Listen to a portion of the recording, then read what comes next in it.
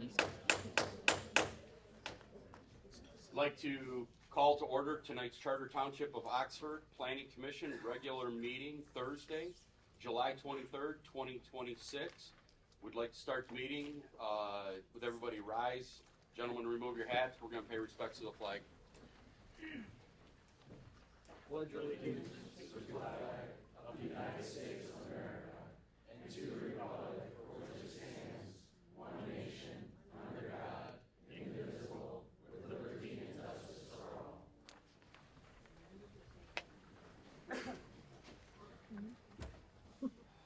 Thank you very much.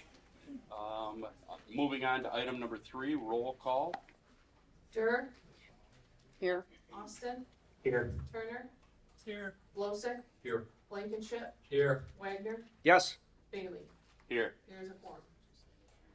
Okay, we are going to move on to approval of tonight's agenda. But before we make a motion to approve tonight's agenda, due to the fact that we are beyond capacity per the fire marshal, the fire chief, I'm sorry, sir. Oops. Only this guy can devote. And the volume of people that we have still outside, which means we are not able to accommodate everybody that rightfully should be here to speak. My recommendation is that we would table the Excuse me. Number- postpone the number 10 item, new business, and the discussion of the data center until hey! This is my meeting, folks. It's our meeting. It's our meeting. You gain capacity to leave. Ladies and gentlemen, my recommendation is that we postpone this meeting as far as the data center until we can schedule a date and a location to where everybody in the community that wants to be heard can be heard, and this facility is not willing to accommodate that or able to accommodate that. I'm going to motion to move the data center topic, that we can reschedule at a later date and location to accommodate everybody so we can hear all your voices. I know you guys are going to be mad, but this is something that I believe that we need to hear from you. You know, if we can't hear from everybody, then that's the thing. So We have a motion. I'll second. We have a motion. We have a second. Any discussion by the commissioners? I have a comment. Ladies and gentlemen, this is not the time. You will be asked to leave. Can we get a roll call? I have a comment, comment, Okay, please. comment? So, in my opinion, with the folks that are here, folks have come here, they've spent their time getting here, and they've been here early enough, in order to obtain a seat. I think we should do this meeting and then do it again to accommodate the other folks as well. I think this commission will learn quite a bit from the discussion tonight, and then we can go in and have it again with the other folks in another discussion.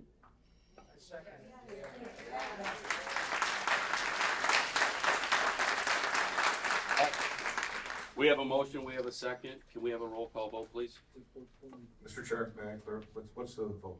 One more time, please. That we would postpone the discussion only portion of the data center from our schedule until we can reschedule to a date and location that will hold as many people as we need. Okay, it's been seconded. It's been motioned and seconded. Thank you. Can we get a roll call vote, please? Wagner, No. Blankenship, Yes.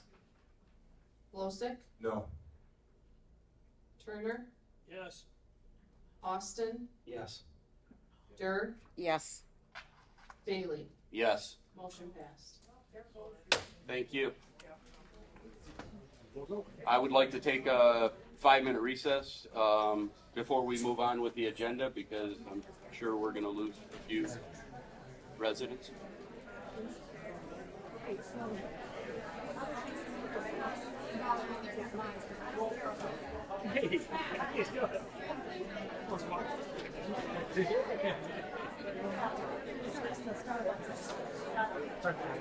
Nope. Ladies and gentlemen, if you're staying for the meeting, please sit back down and be quiet. If you're not staying for the duration of the meeting, we would ask that you quietly depart so we can continue regular business. No consideration for everybody else's time, right? We rush back from Cedar Point. Rush back from Cedar Point.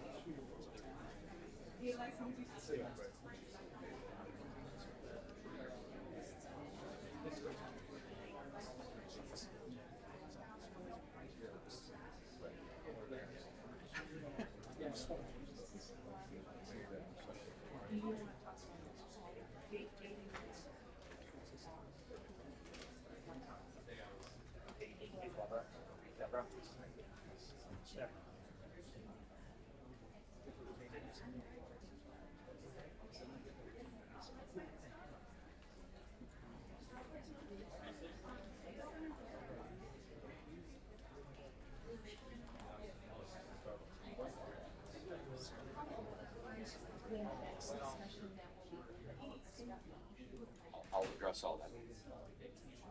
But why didn't you address it? I mean, when will you address it? It'll all be on the township website. Thanks.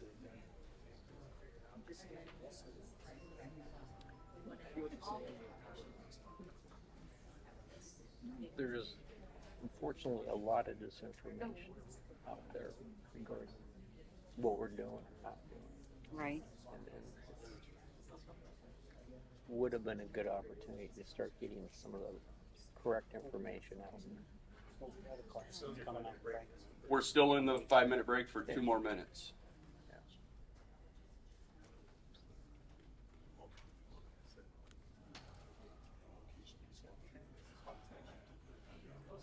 Absolutely.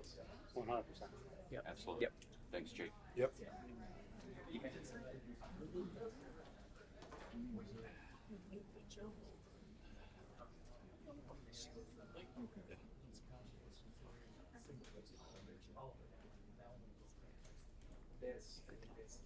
Actually, they can, since now it's no longer on the agenda, they can all come up and comment Exactly. on it. I know that. I know that.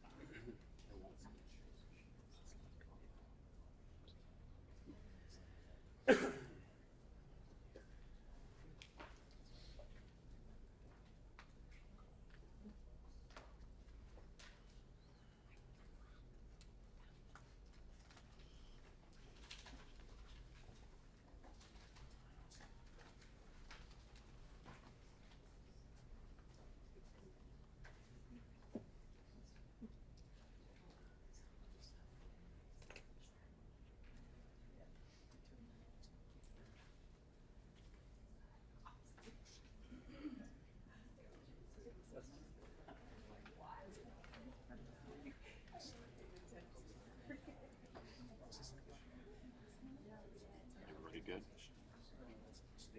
Good.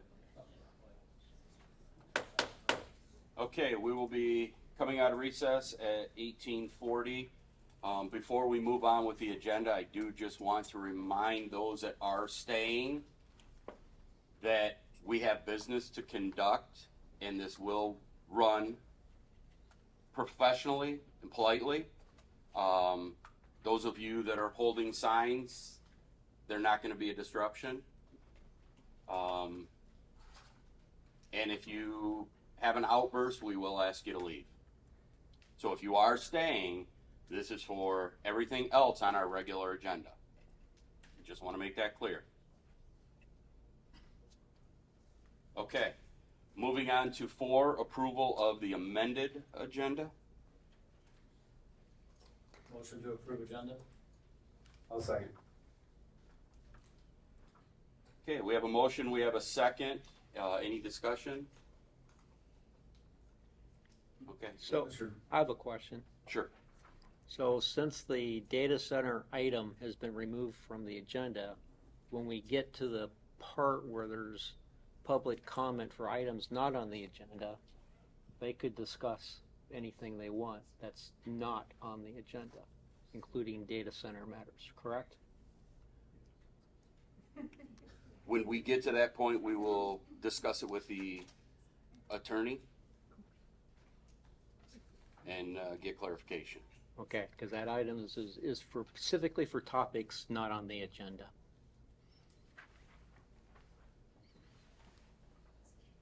Any more questions? Yeah, Mr. Chair, I just wanted to say that with what Mr. Wagner indicated, I was in agreement with trying to keep it on the agenda, that item, with my no vote, just to afford the public that was here the opportunity. So if we, am I okay on the mic? As we move forward, removing that from the agenda from a timing perspective, is that, what does that do for us? Is that something we should just talk about later now that it's been removed?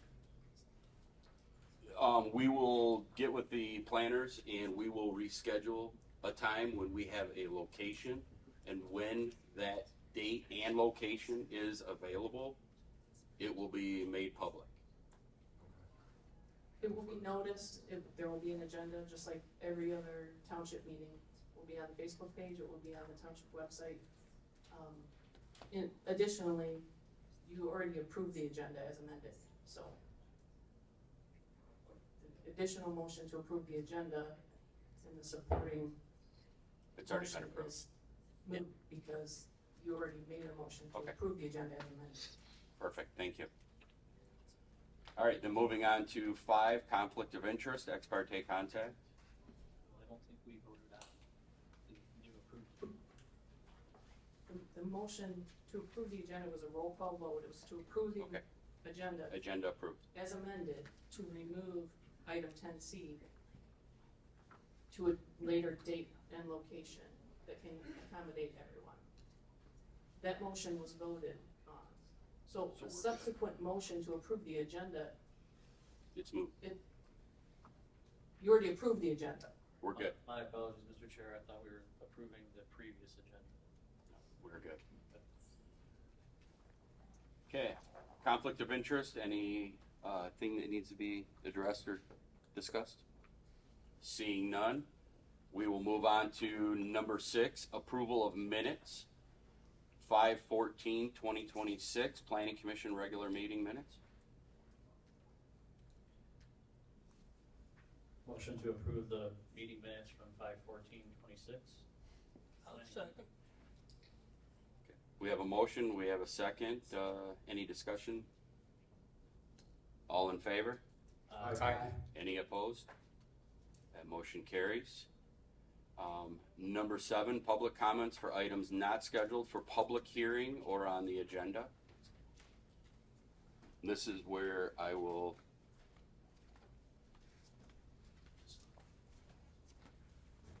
All right. This, Mr. Chair, this is for your question about the data center discussion, whether you can allow public comment on data centers at this point? correct. Yeah, these folks have a First Amendment right to make comment on items on or off the agenda. You can restrict the time and place of that, but they shouldn't be allowed to make a public comment about data centers, either if it's on the agenda or off the agenda, at some point during this meeting. You can confine the time at which public comment is afforded though, so you can do that. And they give, maybe this will give spare some time, so I think there's a big misunderstanding about what the data center goal was for this evening. Just so you're clear, this is the township's goal to regulate data centers. Data centers in the state are a lawful use. the township cannot outright prohibit data centers. So if the township does that, the data centers can sue and get in that way. So keeping that in mind, just understanding what was on the agenda was not allowing the data center into this community, was an attempt of the township to regulate the data centers. No, Mateo Paslakwa, Carlisle, Workman Associates, I'm the planning consultant for the township. No, I was just gonna follow up that I appreciate the comments. I just didn't want to necessarily go too far down that road, in that, out of respect for the people who left, this conversation all needs to be had again, at a different time and place that can accommodate everybody. So, not that I appreciate the attorney, we work very well together, just wanted to make that clarification. Okay. Then what I will do is I will go through the guidelines and bylaws that we have for public comment so that there is no misconception. Any member of the public wishing to address the commission during a public hearing shall give their name, address, and position on the issue under discussion. The general public will have 3 minutes each. All speakers must address their remarks to the chair. This is an opportunity for you to share your thoughts. This is not a dialogue. There will be no question of the commissioners. No person will be permitted to speak twice on the same issue until everyone wishing to be heard has had a chance to speak.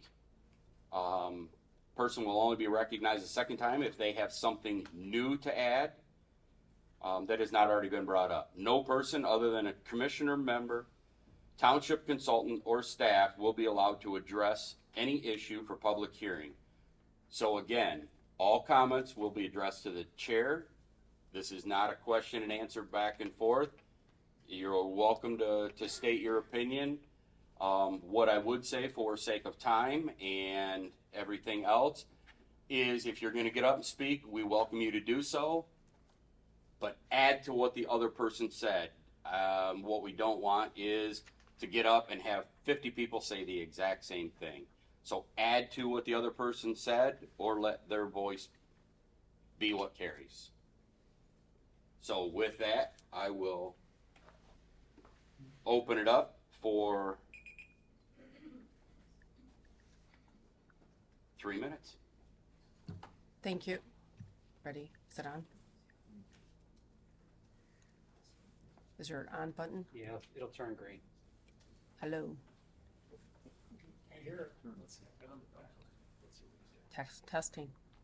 You gotta restart the clock. Oh. I probably won't be that long. Hi, I'm Donnie Steele. I'm the state representative over in Orion Township. My address is 742 Lawson Drive, Orion.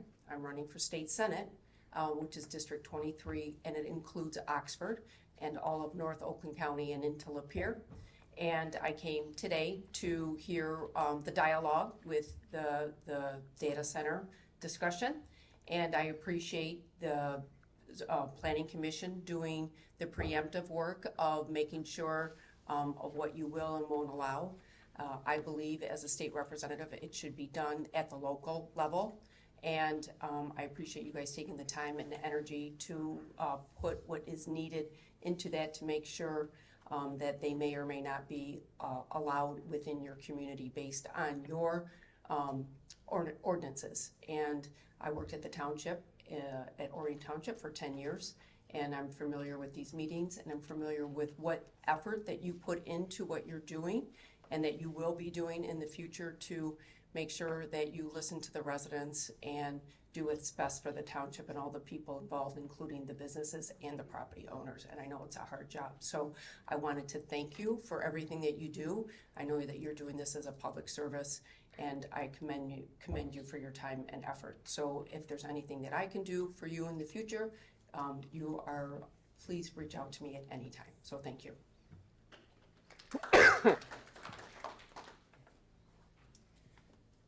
My name is Andromeda De Herrera. I'm a resident of Oxford Township since 2018. My address is 120 Hosner Drive. I came today to talk about the AI chatbot that was just approved. I wanted to echo Treasurer Ferrari's sentiment that the $9,000 could be better allocated elsewhere. And Trustee Colvin's sentiment that AI is frustrating and I'd rather just skip to a person. And I decided to talk about this today because I think it's important that we stand in solidarity with other small townships like Saline across the state and boycott AI, because that is really what is causing these hyperscale data centers to be built. Like, data centers have existed for a long time, but not at this scale. And the reason they're so big is because of our usage of AI. So we need to stop using so much AI. Thank you for your time, and thank you for your service to our township.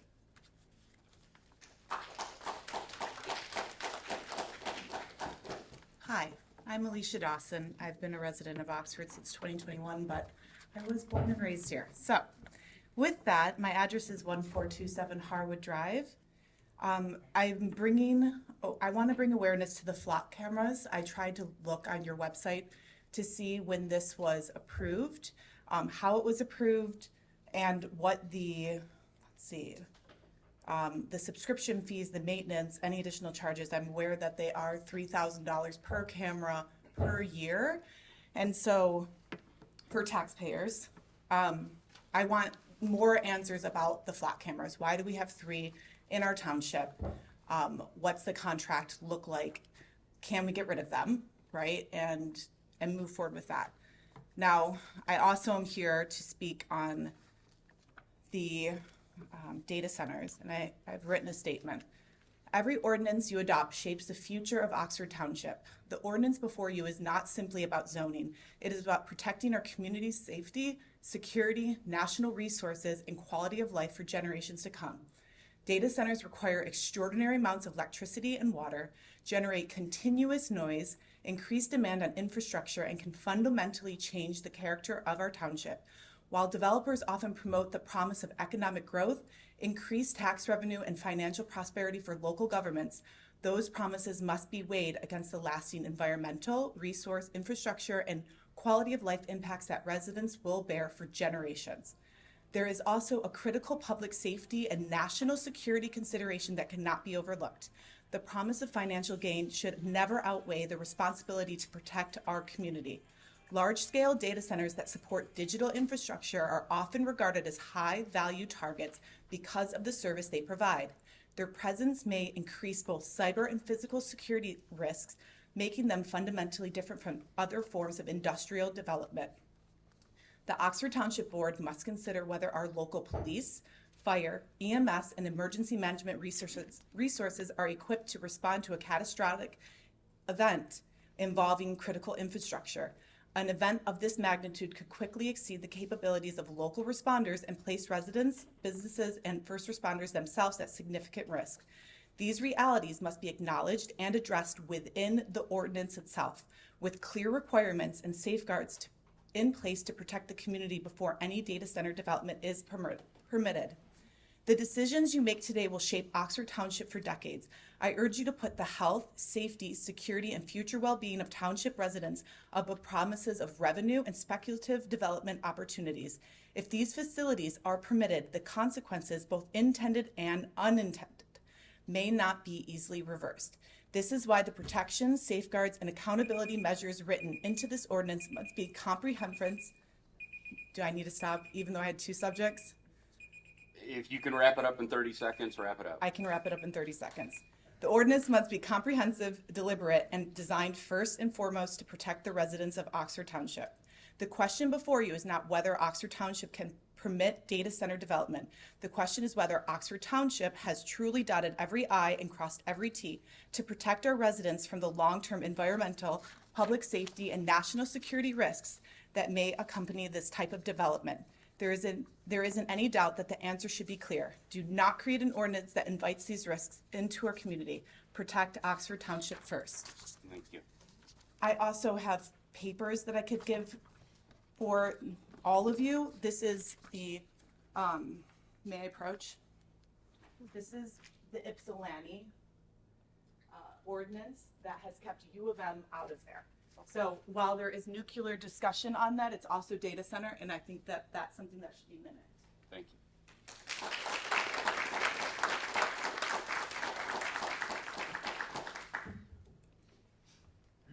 Hi, my name is Mike Hazelwood, and I live at 346 Bezier Drive, Oxford. I did want to touch on the data center topic, and I really wanted to get ahead of the game because it looks like you guys are trying to put together ordinances kind of proactively so that we don't get out of control data centers, and I appreciate that. But I wanted to make sure that you understood that there are some ways to get around those ordinances that people are putting together. And one of the things that I'd really encourage you is to eliminate the by right development, which is basically an administratively approved, without public input, way to get development approved. And I'd like for you to consider, even for a facility in an industrial zone, to implement that within this data center ordinance that you're putting together. And the reason I say that is my understanding, and I'm not a lawyer, my understanding is that this board could go ahead and approve a data center without public input, without any kind of legislation. And this should get around that provision. And I'm sure all of you would encourage public input on such an important topic. So that's the first thing. Secondly, kind of an example of what you're going to hear from these data center folks that say, oh, we're protecting the environment, it's clean.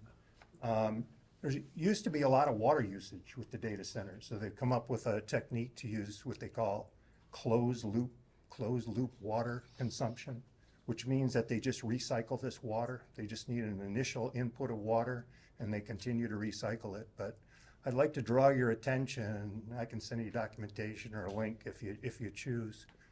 Just this spring in Cheyenne, Wyoming, where they're building a lot of these data centers, Meta, that's the Facebook folks, allegedly, because they're going back on their claims that they actually did the contamination, they contaminated not the groundwater, but the wastewater system. So Cheyenne, they don't have a lot of water, and they use that wastewater, they recycle it for uses, watering lawns, those types of things. And they had to shut that down because of this breach in this closed loop system, which wasn't supposed to contaminate anything. And now Meta's going back and saying that they didn't do the contamination. So those are the types of things that these folks engage in once they get the permit to build their data centers. Thank you.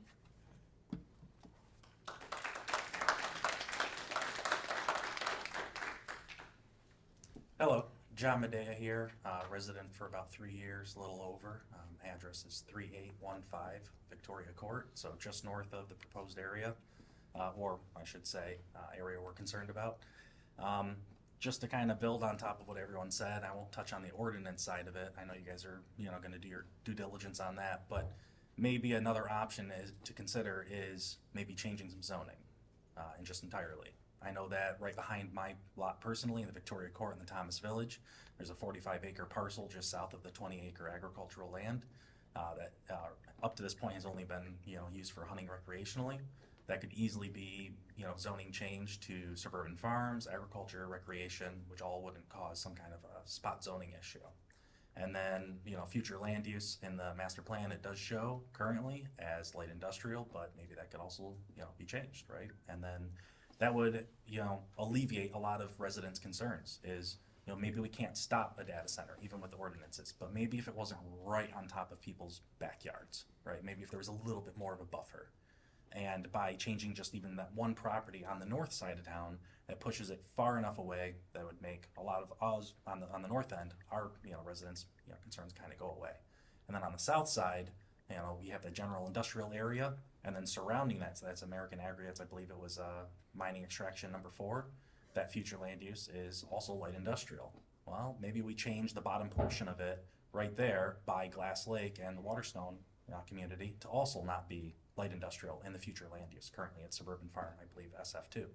So that's just something to consider, that maybe we just, you know, change the zoning right there just locally, and then kind of condenses it just a little bit. There's still plenty of other, you know, spots for them, but you know, it's another way to stop them from being right on our doorsteps. So, thank you very much, guys, and I appreciate it.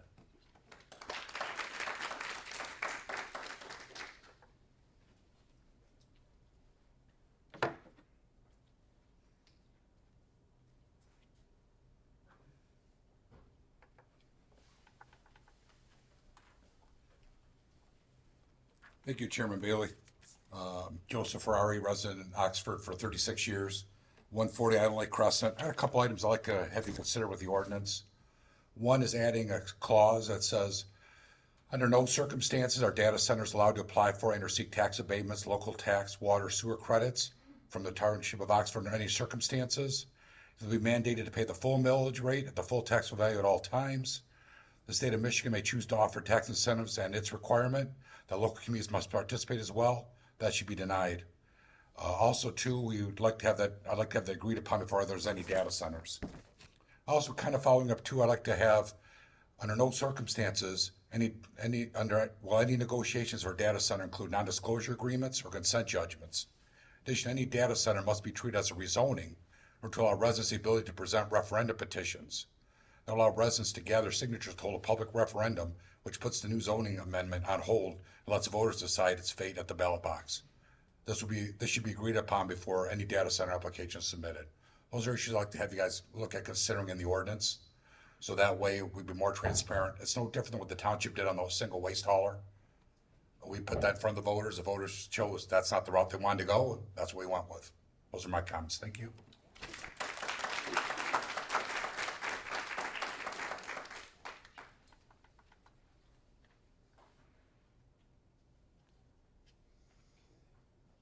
Anyone else?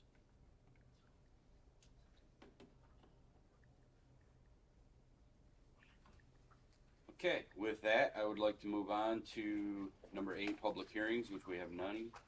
9, unfinished business, we have none. Moving on to number 10, new business. First item, PSP 260009, Starbucks preliminary site plan review.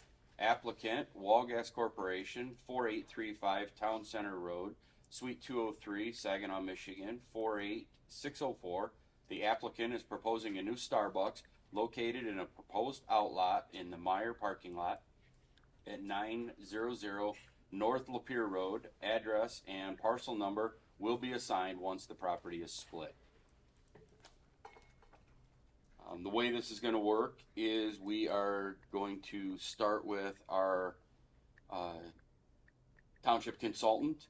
We'll present, go through all the details, and then we will hear from the petitioner. We will then open a public hearing, public testimony, which there are the rules that we have already gone through. We will close that public hearing. We'll make comments from the township. Mr. Chair, I'm sorry. there's not a public hearing. There's time for public comment, but it's not Comment. technically a Comment. public hearing. Review of correspondence, commission discussion, motion, discussion, and vote. So, the floor is yours, sir. Yep, thank you. So, good evening. Again, Mateo Paslacqua, Carlisle Wharton Associates. We are the planning consultants for the township.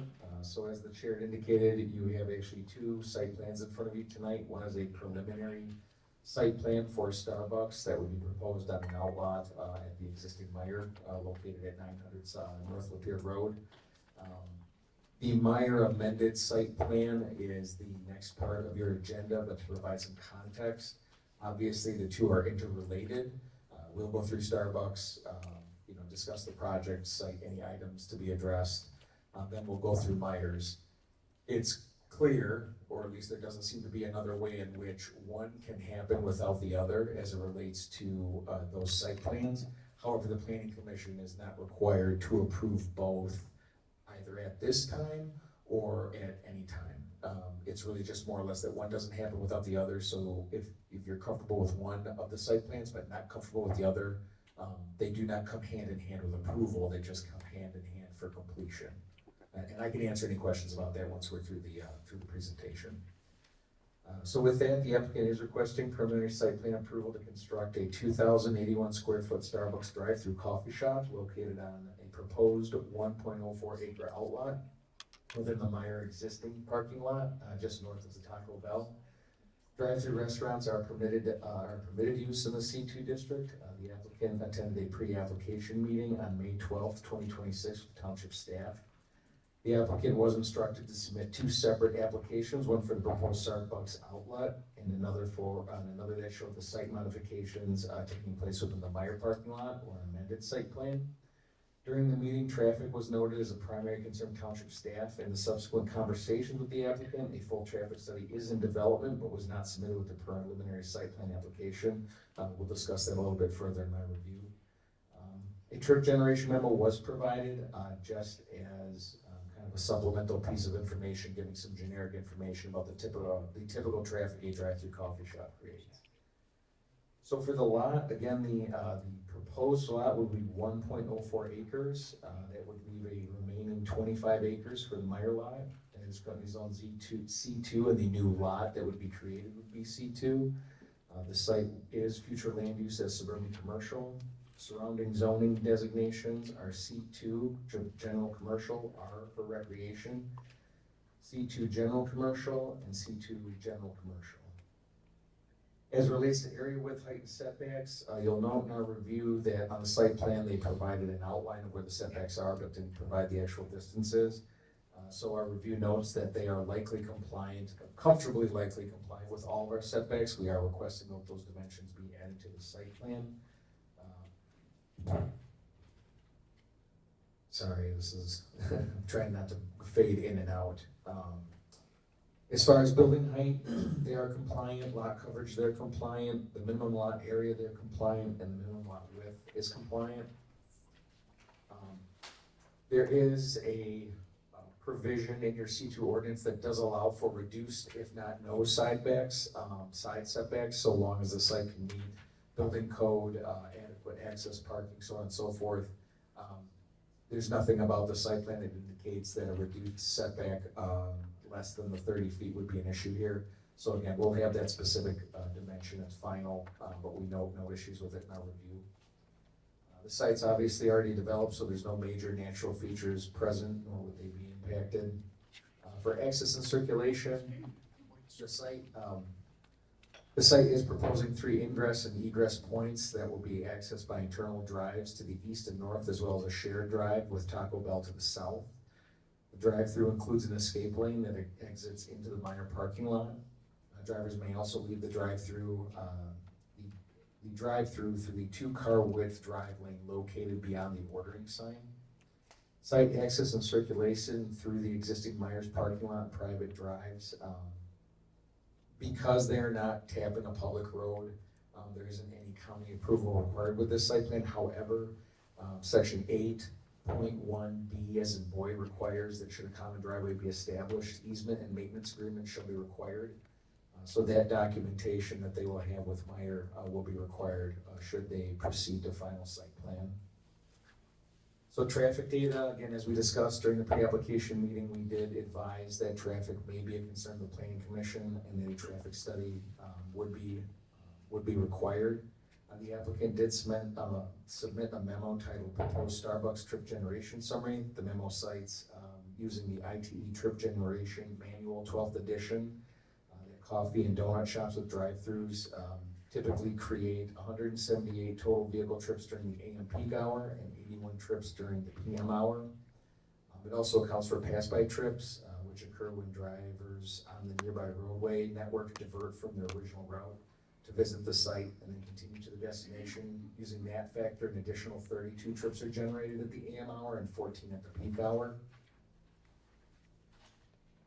We do note that this information is appropriate to facilitate a conversation with the Planning Commission, but it's not sufficient to make a determination on the site's impact to internal traffic throughout the entire development as well as M24. The applicant has stated that they understand that the traffic study will be required at final site plan review, and there's likely to be a much larger conversation at final site plan should they proceed about traffic and circulation. Non-motorized access and circulation, an 8-foot wide concrete safety path along M24 is on the plan and meets the design requirements. The proposed sidewalk, there is a continuation of the recently completed Taco Bell outlet to the north end of the proposed lot, which is required by ordinance and the township's master plan. There is an additional sidewalk that spurs from the one along the road and along M24 up to the building through one of the drive lanes. And there is no public transit accessible to this site. As it relates to parking, parking requirements for drive-throughs are calculated based on general floor area, employee count, and required to have at least 25 spaces. Based on the building site and information provided by the applicant, they would be required to have 16 spaces, but your ordinance automatically kicks it up to 25. So they need 25 spaces, and they've provided 25 spaces. No loading zone was provided on the site plan, however, one is required, so we will need that shown on the final site plan. 6 stacking spaces are required, they've provided 11. For utilities and emergency services, engineering and public safety, again, I'll let the engineer go through their review, but there were no major issues of concern with either department as it relates to preliminary approval. For landscaping,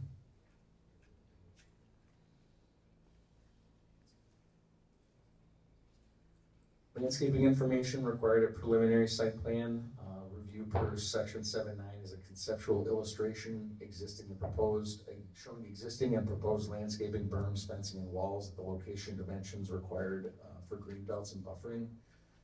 Full landscape plans are reviewed at final, so what they've provided does provide counts as it relates to the landscaping requirements. With the exception of the side and rear required green belts, the submitted landscape plan does demonstrate compliance with the current landscaping standards based on the proposed site layout. These plans are subject to revision if modifications to the overall site plan occur during the review of development process. If this was final, they would require some waivers. It's not final, so there's really no action to be taken by the planning commission as it relates to landscaping. It's just more or less kind of a concept conversation at this point. For lighting, the applicant has provided location of proposed lighting and a photometric plan. A full photometric plan will be required at final site plan. For architecture, site plan provides the building's layout and exterior renderings. Ceramic tiles, brick veneer, wood trim, and pre-finished metal are the primary exterior construction materials. Plans include an outdoor seating section at the rear of the building. Outdoor seating is a permitted use in the C2 zoning district. The submitted plans comply with all the outdoor seating standards. However, the patio will likely operate outside of the hours designated in the zoning ordinance, which are Sunday through Thursday, 10 a.m. to 9 p.m., Friday and Saturdays, 10 a.m. to 11 p.m. The Planning Commission will need to consider allowing an earlier utilization of the patio area via operations of the Starbucks and the likelihood of utilization prior to 10 a.m. So in summary, I'll just kind of quick go through the modifications, determinations, waivers, and potential conditions of a preliminary site plan approval. Planning Commission will need to consider allowing the earlier utilization of the patio area via the operations of Starbucks and the timeframes presented in section 5.34B as in boy. Any cited concerns from Township Engineering be addressed. Any cited concerns from Township Public Safety be addressed. Township staff approval of proposed side yard setbacks. All setbacks labeled as unknown are added to the final site plan. A loading space shall be added to the final site plan and meet the requirements outlined in Article 8. Documentation regarding shared maintenance agreements, as well as access rights to the new outlot K will be required at final site plan review. Any traffic study shall be required to be submitted with the final site plan application. With that, I'd be happy to answer any questions, or Jim can proceed with his review as well. Okay. Any questions, sir? Mr. Chair, it's okay? Yep. I'll tell you, the applicant, did they provide timing of the traffic study, the full traffic study? They've only confirmed that it's in process, but when it will be available, they have not yet. Last question, photometric plan, is that typically provided at preliminary site plan? That's final, only because again, if you move if the building has to move 5 feet or some parking gets changed, all of a sudden the photometrics get changed completely. So we typically require a full-blown lighting plan at final. Would the lighting change significantly from what it currently is with the Meyer parking lot? The only thing that we've noted, based on the plan so far, and we discussed this in the Meyer site plan, is that it appears one of the poles is proposed to be removed. So we just want to note that when it comes through for final, that site plan conforms to the safety lighting requirements of the ordinance. I'm sorry, one more question, Mr. Chair. Sure. It's okay. The berm, I believe, is being removed, or it's talked about being removed in the plan. The berm would be removed for Starbucks in order to do their safety path and landscaping requirements, and then we will talk about the berm for the remaining of the Meyer site during their site plan review, which will come after this. Okay, thank you. Any questions? You good? Sure. I don't know if this is for you or not, but have they done a study for the needs of another coffee shop or a Starbucks in this area again? Because I know in 2000 they had one here for 10 years, and that obviously the corporation said closing location as part of the company's nationwide efforts to reduce unperforming stores. So that would be my question. So no market data was provided in the site plan application, but the applicant is here this evening. Commissioners, if you could please speak directly into the microphone. Sorry about that.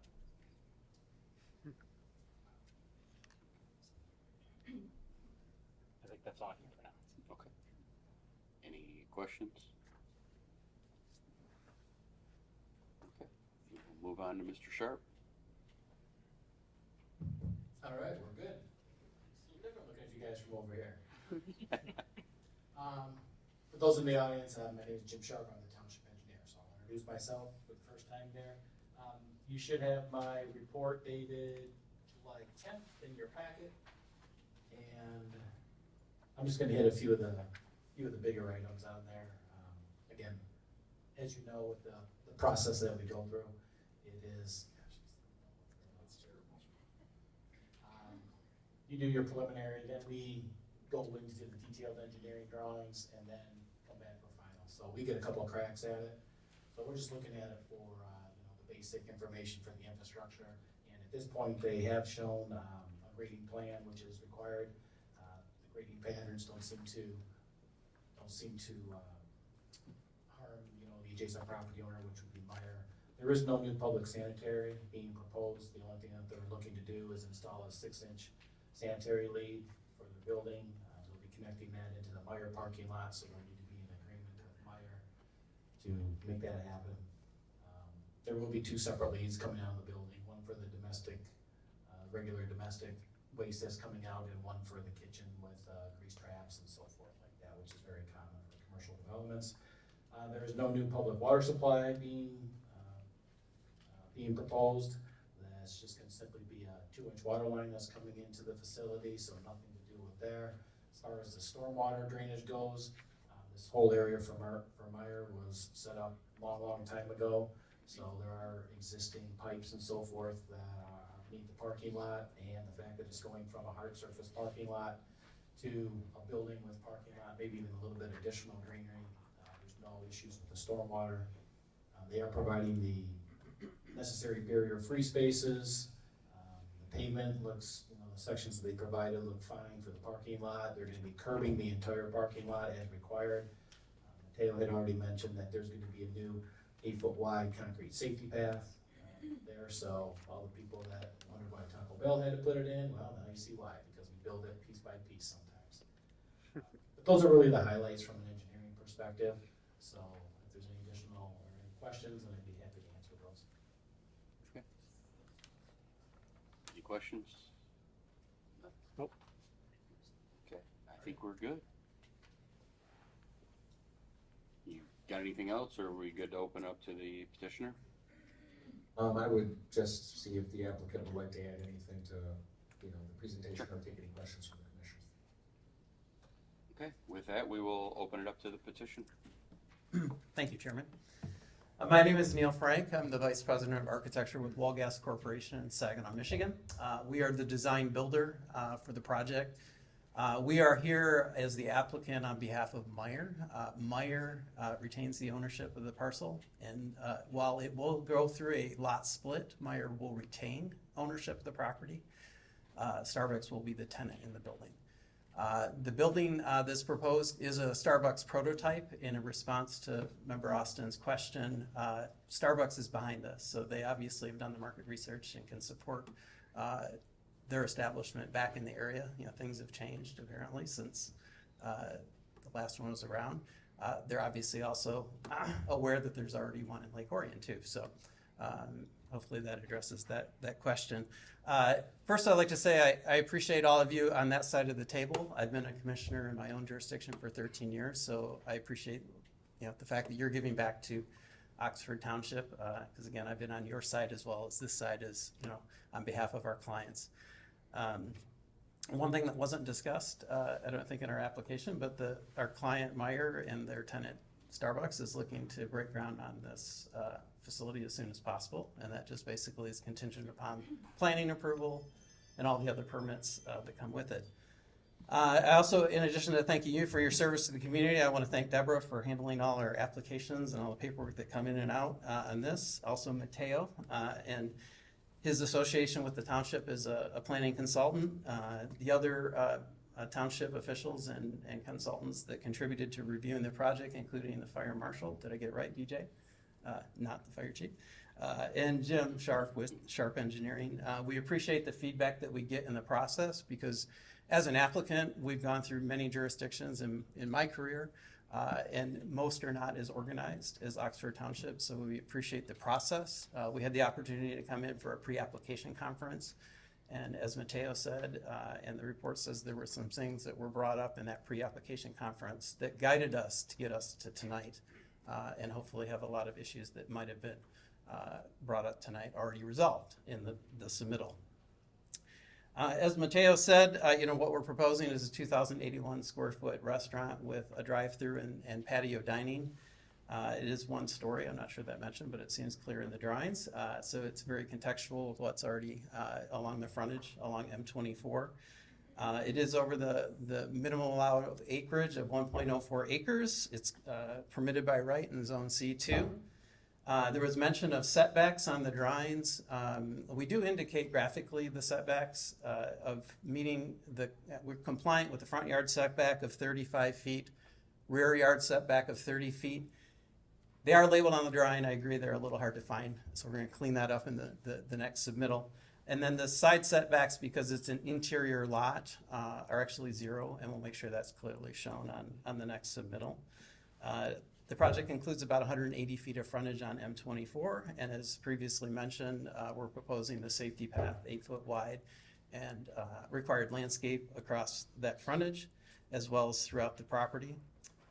As noted in the various comments that were presented earlier by Mateo and engineering staff, we're aware of what the conditions of approval would be tonight as far as we've already had conversations with Meyer regarding shared access and maintenance agreements between the major Meyer parcel and the outlot being split and created. We do have the traffic study currently in progress. We did what we could to get the memo here in time for the submission for this agenda. Well, we completely understand it's part of the final site plan approval process. Adding the loading space that Mateo mentioned, we'll address that in our final submittal. The patio area hours is a point of discussion for you. Generally, Starbucks are open from 4:30 a.m. to 9 p.m. And while people would be using it during daylight hours, but it does exceed the earlier hours prior to 10 a.m. what your ordinance already allows for. So that would be a point of discussion for us to take back to Meyer and Starbucks. Again, Jim Sharp Engineering provided some basic kind of comments on his review.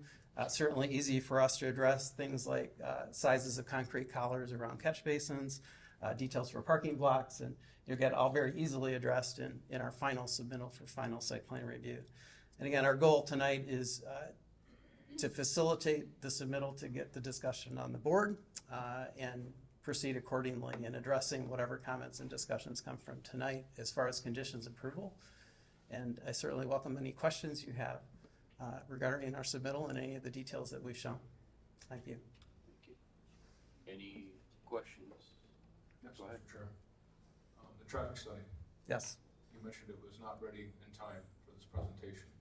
yes. When will it be ready?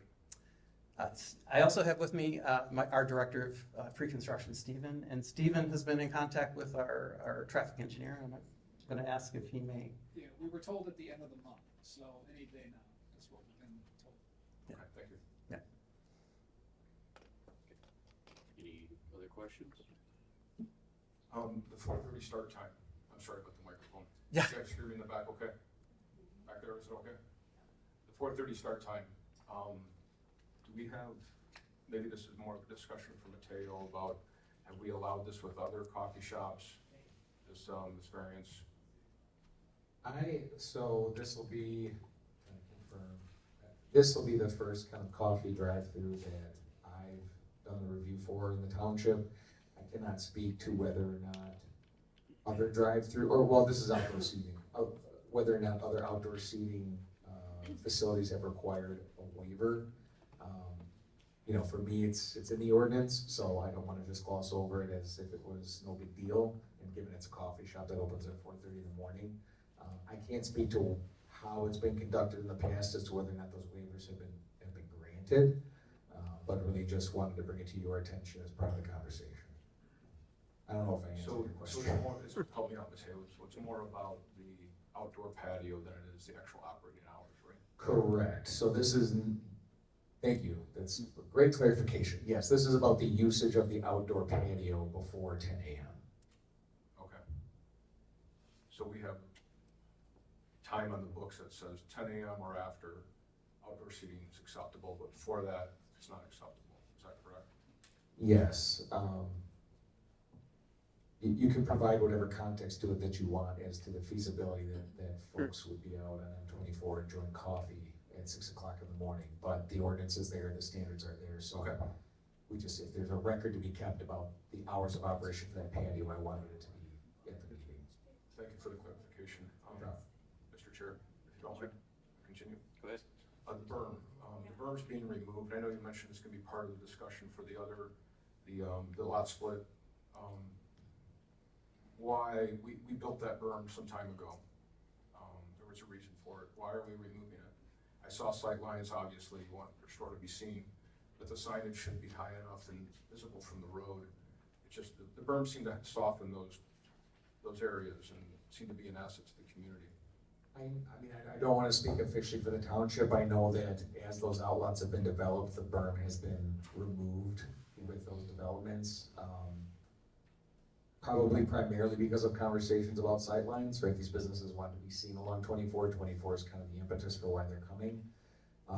Just to kind of build on your comment, whether or not signage will be placed could be placed high enough to solve that, we would have to look at to confirm.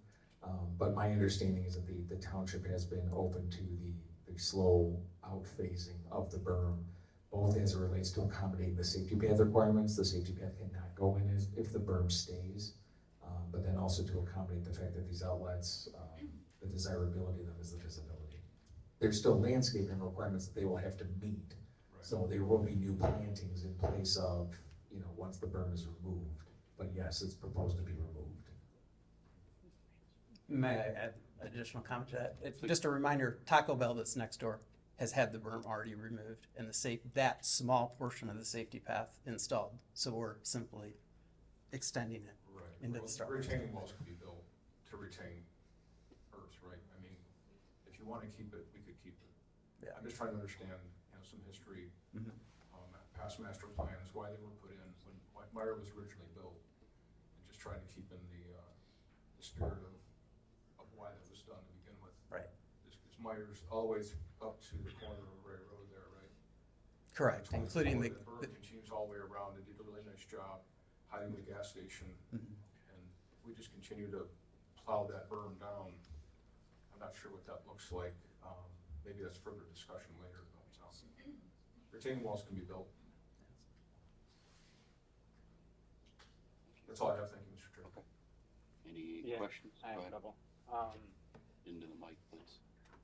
Yeah, so my first question would be, obviously, we have several coffee shops. One that was just basically put in about 6 months ago, started.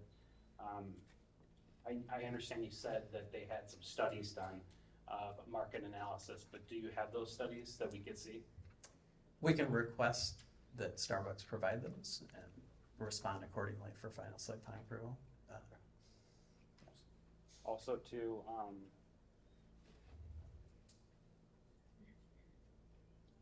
what's to say that this business doesn't come in, build a facility and sit in front of Myers and then in 10 years go out of business and have a vacant building there again? What's to say that that doesn't happen? There's no guarantee, right? Obviously, as I said in the beginning, Meyer is the developer of this outlot, and Starbucks is a tenant. Did Starbucks approach Myers, or did Myers approach Starbucks? I don't have an answer for that. Is there a way you could find that answer? We can ask, yeah. Okay. Yeah. That does have a lot to do with the approach. The market, yeah, yep. Understood. I think that's it. Okay. One question I have, during certain times of the day, Starbucks is popular, cars line up, and sometimes they block traffic. So is there at any point, or at what point do cars lining up to get their coffee drinks become a problem for Myers? Or for, anybody trying to get in and out and around that parking lot? Right. One of the discussions we had both with Meyer and Starbucks is, and it relates to initiating the traffic study, is looking at the timing of the two establishments. And what we've preliminarily been told is that Starbucks, we know their peak hours are in the morning, especially for drive-through. And Myers peak traffic is in the late, well, I shouldn't say late afternoon, around 3 p.m. is what we've been told. Nothing official in writing from either, but generally speaking, the idea is that the traffic generated is at opposing times of the day. And neither Meyer as the developer nor Starbucks it's not a hot topic for them, because if it was, there'd be a problem for both of them, right? Starbucks and Meyer and their internal parking lot. Because again, this project takes access directly from the Meyer parking lot. It's not taking access from M24 where backup drive-through traffic is going to directly back up on M24. So from that design aspect, that's kind of a plus to the community. It's not taking that primary access off M24, much like a lot of other businesses that have been established for years. Well, maybe not so much M24, but Myers has one curvy roadway that gets you from one side to the other, from north to south. Right. Is there any possibility cars will be backing up on that road? Because it's a narrow road. Yeah. Again, not something I could either guarantee or not guarantee, but I will say that the stacking lane for this drive-through exceeds the requirements of the ordinance. And that's based on practical experience Starbucks has had in their drive-through developments. And this isn't, as far as our involvement in a design build for Starbucks, this is not our first. We've done several in other parts of the state. And they consistently either meet or exceed the parking requirements on their developments, as well as stacking requirements. So, they're doing what they can to control the traffic within their site as much as possible. Okay, thank you. You're welcome. Any final questions? Will that traffic study show that variance for the drive-through when you're doing that, or is it only for M24? When you guys have the drive-through, like you was just talking about, is that going to back up just like it does at Lake Orion Starbucks on that main drive-through for Myers, or is there a traffic study based on that? I will inquire to our traffic engineer. Thank you. Yeah, all very good points, and again, that's why we're here to just avoid any issues when we come back in for final site plan approval. And again, appreciate the comments and, the attention to detail. Thank you. I think I got one more. Okay. Yes? Do you guys have any bylaws or rules within the Starbucks organization of putting another coffee shop more than or less than half a mile or a quarter mile from existing Starbucks? What I mean by that is there's a Tim Hortons literally right a football field away. Is there any requirements that the Starbucks corporation has by putting another one close? Yeah, another great question I can't answer. Yeah, certainly something we can respond to. It reminds me of the days when there was a Walgreens and a Rite Aid right across the street from each other. Apparently there was a market for both. It didn't make sense to any of us, but everybody has their own coffee preferences, including myself, that I don't even hardly drink coffee, so the irony of this, right? Yeah, I'd definitely like to see those questions answered prior to final site approval, because those are big questions for me. Yeah, understood. And Mateo, I would question, would responses to these sort of questions, can they be handled by a memo ahead of submittal to make sure we've satisfied the questions, or? Yeah, I mean, I would encourage that. The traffic study is the traffic study. They've explained to you kind of what they're looking for. Yeah. But the other question, as it relates to either a market study or a memo as part of the packet for final yes, that would be the way to do it. Okay, thank you, appreciate that. Any last questions? Yes, I have one. Has to do with your traffic routing. Right here, it appears that there's an entrance, but yet it says that this entrance is not to be used. Why isn't this brought down more and this closed off? Just to clarify for the crowd, Commissioner Turner is asking, he's pointing to one of the emergency outlets for the drive-through and just inquiring about whether or not it would or not be used by people trying to get into the site. Is that fair, Mr. Commissioner? Yeah, so first of all, just further explain, there'll be signage and striping to designate that is basically an emergency exit lane from the drive-through. We were requested to add a bypass lane as a result of the pre-application conference. So this is sort of a hybrid response to that, is it allows for the farthest stacking cars in the drive-through lane to exit through there in the case of a car stall, something ahead of them. But then the bypass lane continues beyond that. Yeah, but what you could do is bring that back to here and reduce this down and eliminate that, because even though you'll label it and everything, somebody's gonna try to drive in through here instead of all coming through here. To be fair, and it's not to say that it couldn't be redesigned, but those were both requirements of the fire department. So, point noted as to the confusion surrounding it, and I'll leave it up to you guys if there's a way to redesign it, but those were two requirements, or those two ways to exit the drive-through lane were required by the fire department. Okay. Any last questions? I just have a comment.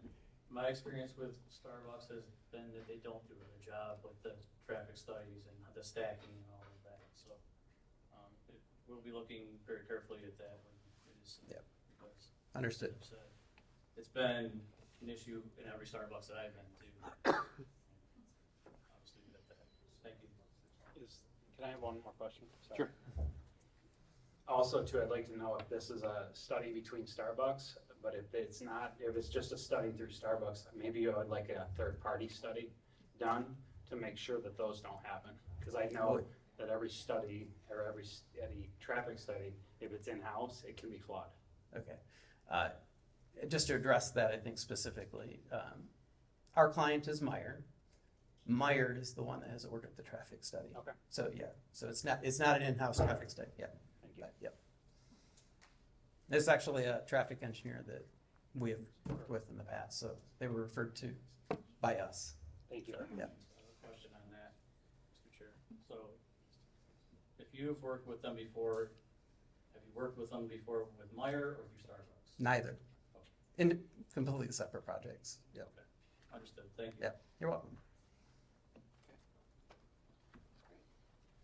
Any last questions? Yeah. Okay. One more. Since you refer to Myers as the owner, will this lot be deeded separately and still fall under Myers' name? Or will it be released to some sub-owner?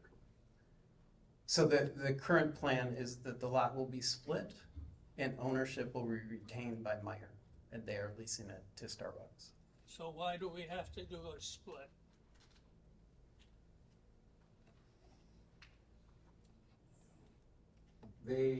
Technically, they wouldn't have to. This is the much cleaner way to do it. The process under which we would have to assess that site not being split but developed with another principal structure would just be a lengthier process with a lot of kind of undue work and research.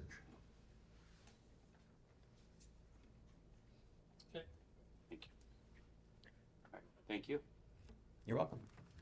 Okay, so I move to grant preliminary site Excuse me. plan. Hang it. Yes? Are Pardon you me? going to take any public comment? Yes, we are. Oh, sorry. Yes, we are.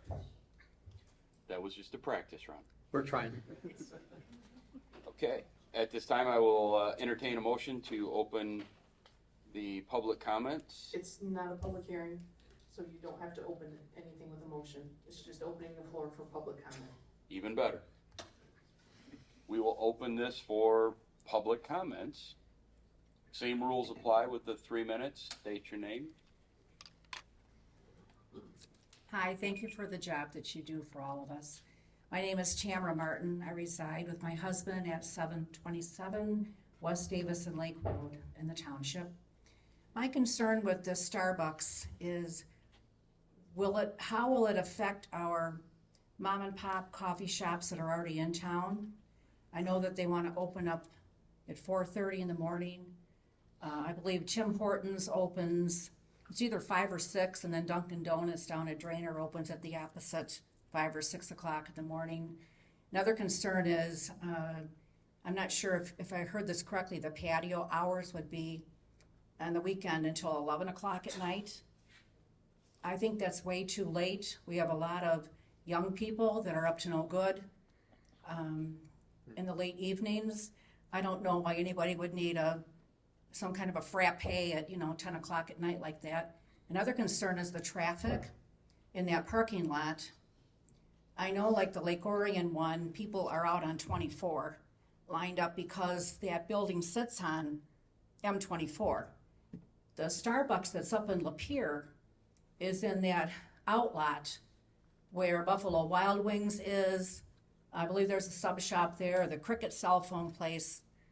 You can't even get in that parking lot a lot of times in the late afternoon or in the morning because there's so many cars in the drive-through. You can't even have a parking spot, try to utilize any of those businesses. It just affects a lot.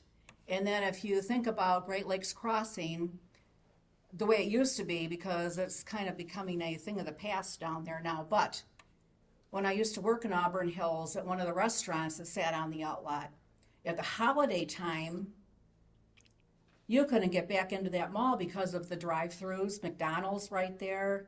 You've got all the restaurant, all the big parking, you have people coming from the mall. So Myers gets really busy at Christmas time. We all know that. The last thing we want to do is try to skate our way around and find a way into that parking lot with all of these people in that drive-through. I don't know. I just don't think we need a Starbucks here. I'm not a Starbucks drinker anyway. But we have Tim Horton right there. We have Dunkin' Donuts. We have little mom and pop coffee shops in town that, put a lot of their own money and hard work into those businesses. And I sure don't want to see somebody go out of business because Starbucks is there. I know that there's a coffee shop for everybody, okay? So maybe somebody that really loves Starbucks is only going to do Starbucks. But maybe they're going to go to some place in town because we don't have a Starbucks right there. So I think we've got enough coffee shops in Oxford. But I just think of the traffic right there. We just don't need that. So thank you.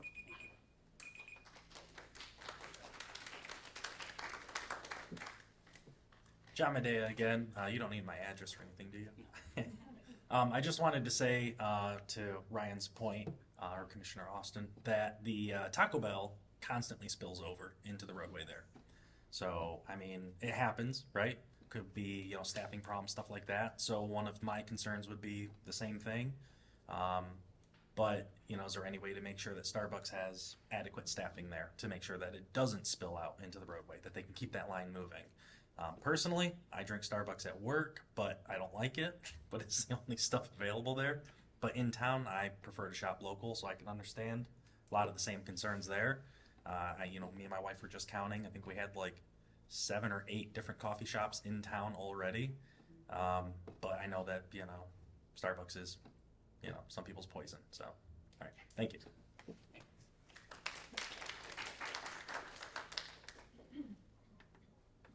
Hi, thank you for letting me speak. My name is Ruth Verbinski. I live at 520 North Herd Road, actually in Brandon Township. However, I'm in Oxford Schools. I've served on the Oxford Boosters for over 10 years. I'm very well related with that building that's to the north of, or to the west of Meyer, or east of Meyer. That school and those kids live on their coffee. And to say that Meyer's traffic increases at 3 and Starbucks increases at just the morning is false. Those kids will be in that parking lot as soon as school gets out.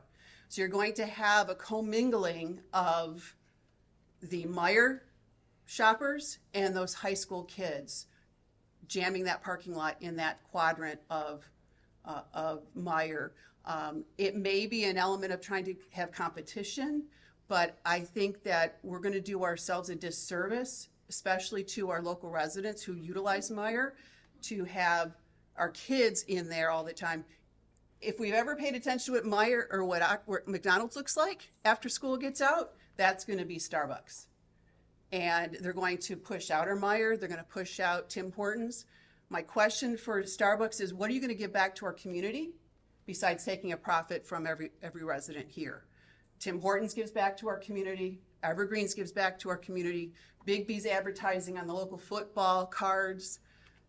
What are they going to give us? Because that's something that we as small business, as community members, look to our small businesses, or all the businesses in this community, to give back to our schools and to give back to our community. What's Starbucks going to do for us? That's all I ask.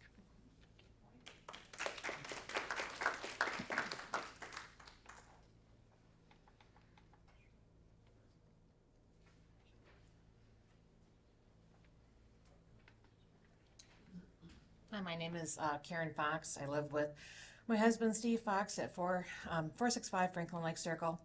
I just want to say, I'm not anti-Starbucks, but I am anti-blight. So I appreciate Ryan Austin for asking the question about what would happen to this building 10 years from now. And as we know, Starbucks was once here, they left. What's going to happen if they leave again? So just something to consider. Thank you.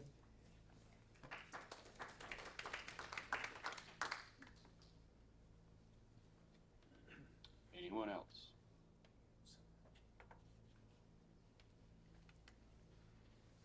Okay.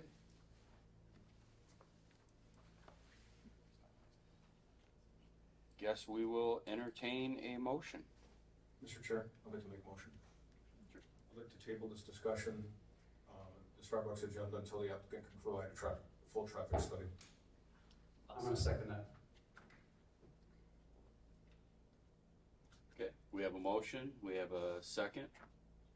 Any discussions? So you can make motion, follow it however you deem as appropriate. Let me provide some options. Whichever way you want to go, you can go. And obviously legal's here if one of my options is a terrible idea. So you voiced, and the community has voiced a lot of concerns around traffic. Township staff has voiced concerns about traffic.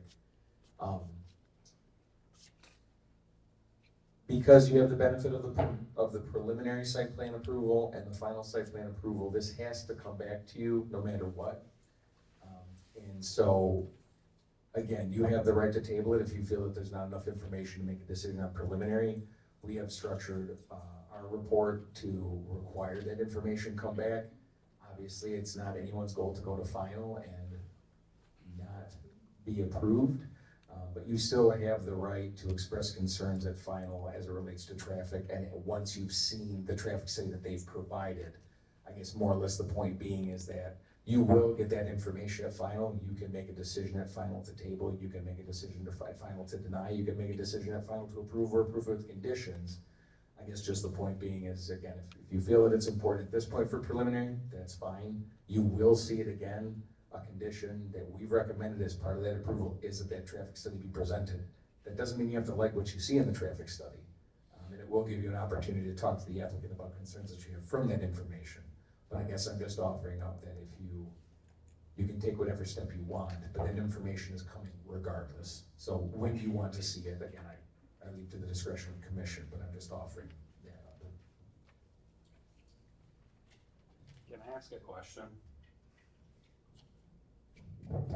Do they do traffic studies for all the Starbucks and do they approve those studies and then still have traffic issues? I would just be curious if they had traffic studies for the Lake Orion one, they had traffic studies for the Pier one, they had traffic studies for pretty much every Starbucks I go to, the one on Orchard Lake Road.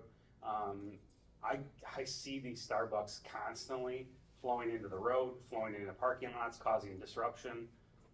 That's what concerns me the most, because if I'm going to Myers, which I go to Myers every single day, I'm there when they open, I go in there, and if there's 100 people in line, and especially if there's a lot of people shopping after school, and I know the kids are always wanting their Starbucks or Dunkin' Donuts or whatever, is that gonna be a problem to people that are just trying to get their groceries? And then maybe they only have 30 minutes to get their groceries and now they can't get it. So that's a big concern with me. Thanks, Ms. Jesus Christ. Sorry, guys. That being said, legal has no objection still to the approval of conditional preliminary site plan. And I'm in concurrence with Mateo that final site plan approval is another opportunity to look at traffic. Traffic is a valid concern, that being said, but I'm in concurrence with Mateo. If you guys still want to take that path, you would have the opportunity to have all the information at hand at final approval. So, thank you, Mr. Chair. I, for one, want to move forward with the motion to table. Just wanted to put that out there. Well, we've got a motion and a second. This is our opportunity to discuss before we vote. That's what Mr. Chair, I just want to make clear that you all understand that there's a difference between tabling and postponing. You want to postpone it, We have to give a postpone date. it to a specific date.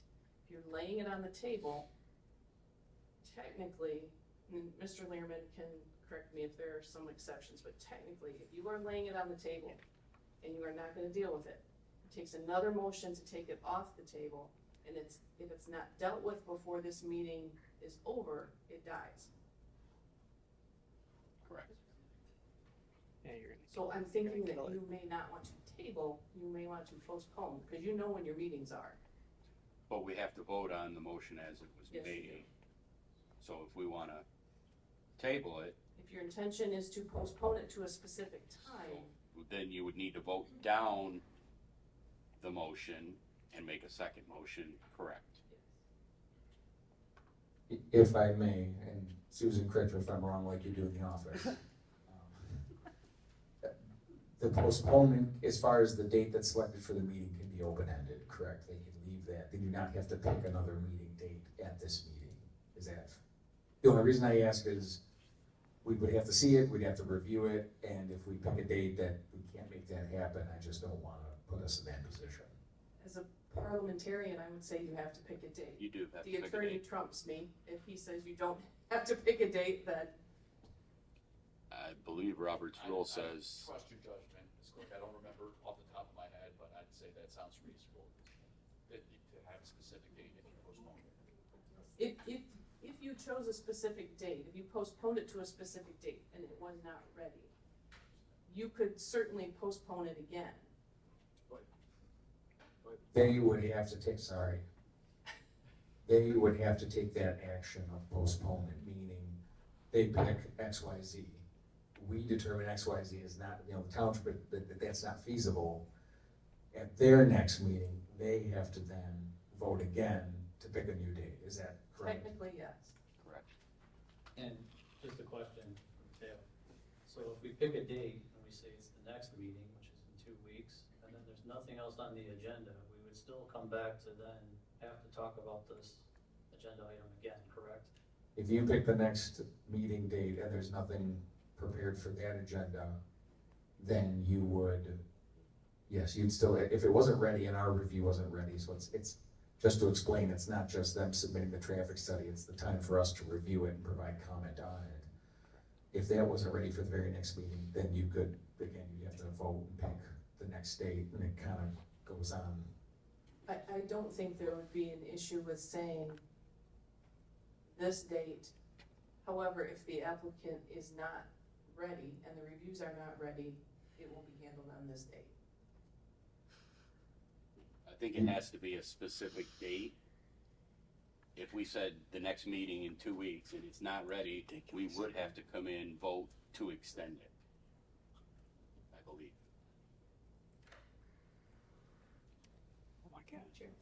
At this point, I think the parliamentary procedure is it's a rough guideline. I'm sure the bylaws, adopt the parliamentary procedure. But that being said, you should consider yourself to have leeway in how you want to do this. I think that's fine. Well, we're still in discussion, so any more on that? Mr. Chair, if I could clarify what my intent was. My intent was to get a full traffic study so we have good data, so we can make a more intelligent decision. So that was my intent, to use the word table. Perhaps I should have used the word postpone. Is that more appropriate? Correct. If you use the word postpone, you need to say when you're postponing to. Okay. Postpone till this date. So explain the tabling. I'm sorry, I don't want to drag you through that. But I'm trying to clarify. If you're so that I tabling can an item, understand again. the word tabling is generally used to, we need to set this aside because we have an urgent, something that needs to be handled right now. Technically, if you don't take it up off the table, which requires a vote to take it up off the table, if it's not, something is not done with it by the end of the meeting, to give some direction, then the item dies. So we made, a couple months ago, I thought we tabled discussion for a development that wanted a gate installed to control traffic. We postponed it. We postponed that? Okay, so my mistake for using the, It's very Term rare to incorrectly. use tabling. If you're, very rarely is something tabled. It's usually postponed. So, either way, we have to vote on the motion as made. Yes. So while we're still in discussion, I'll give you my opinion.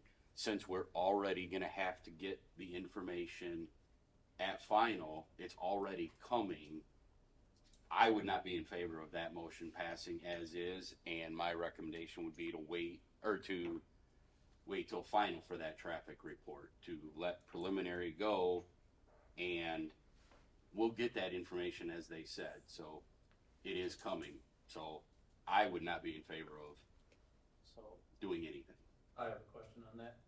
Sure. We give preliminary, and the whole point of preliminary, so they can break ground, and then we come back to final, and we don't agree with the traffic study, and it's gotta be redesigned based on that traffic study, then what? For a point of clarification, they do not have any right to alter the property until after final site plan and final engineering. Correct. Okay, very So preliminary is I don't want to call it concept review, but it's, call it into the pool up to your waist, final is into the pool up to your neck, and then engineering is over your head and they start building. I stand by what I said. So, in case there was confusion about that, like I said, they cannot put a shovel in the ground until after final engineering. So can we clarify what waist deep is?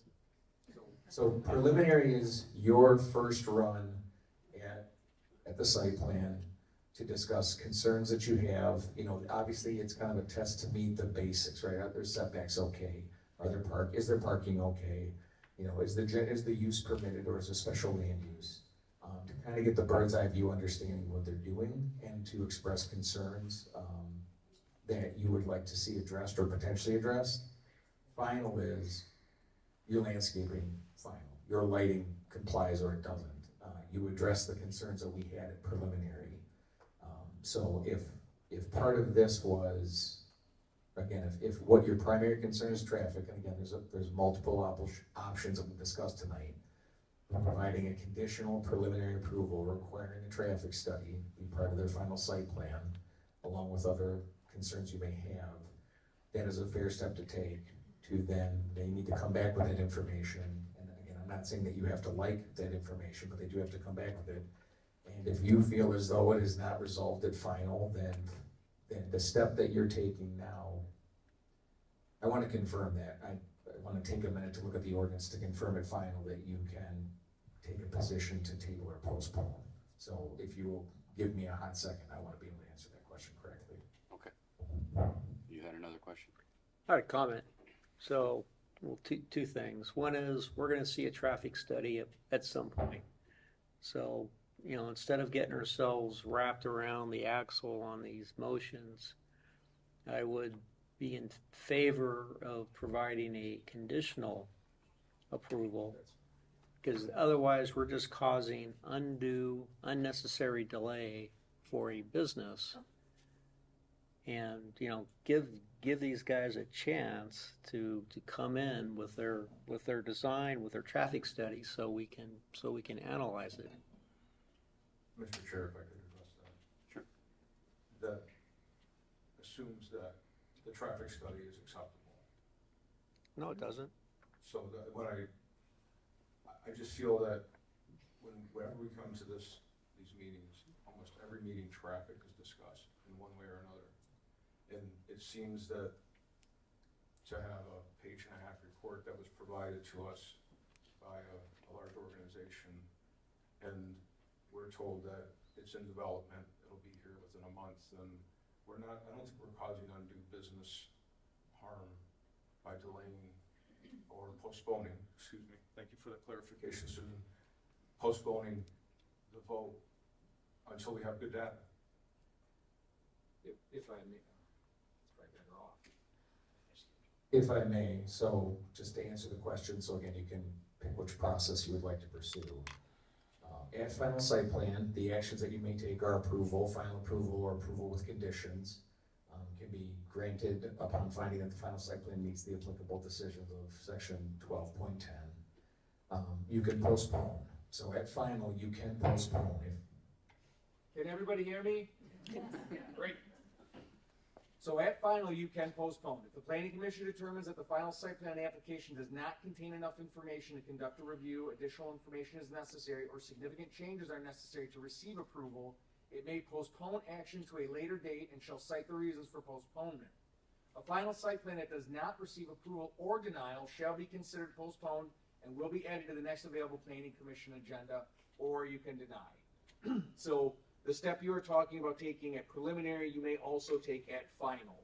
So just for clarification. Mateo, I have a quick question. No such thing. So typically we ask for a traffic study prior to preliminary, to present a preliminary in a meeting like this, right? So correct. That was not done in this case. They've stated that they're gonna do a traffic study, so we proceeded with this on the agenda tonight, but typically that traffic study would be available to us at preliminary.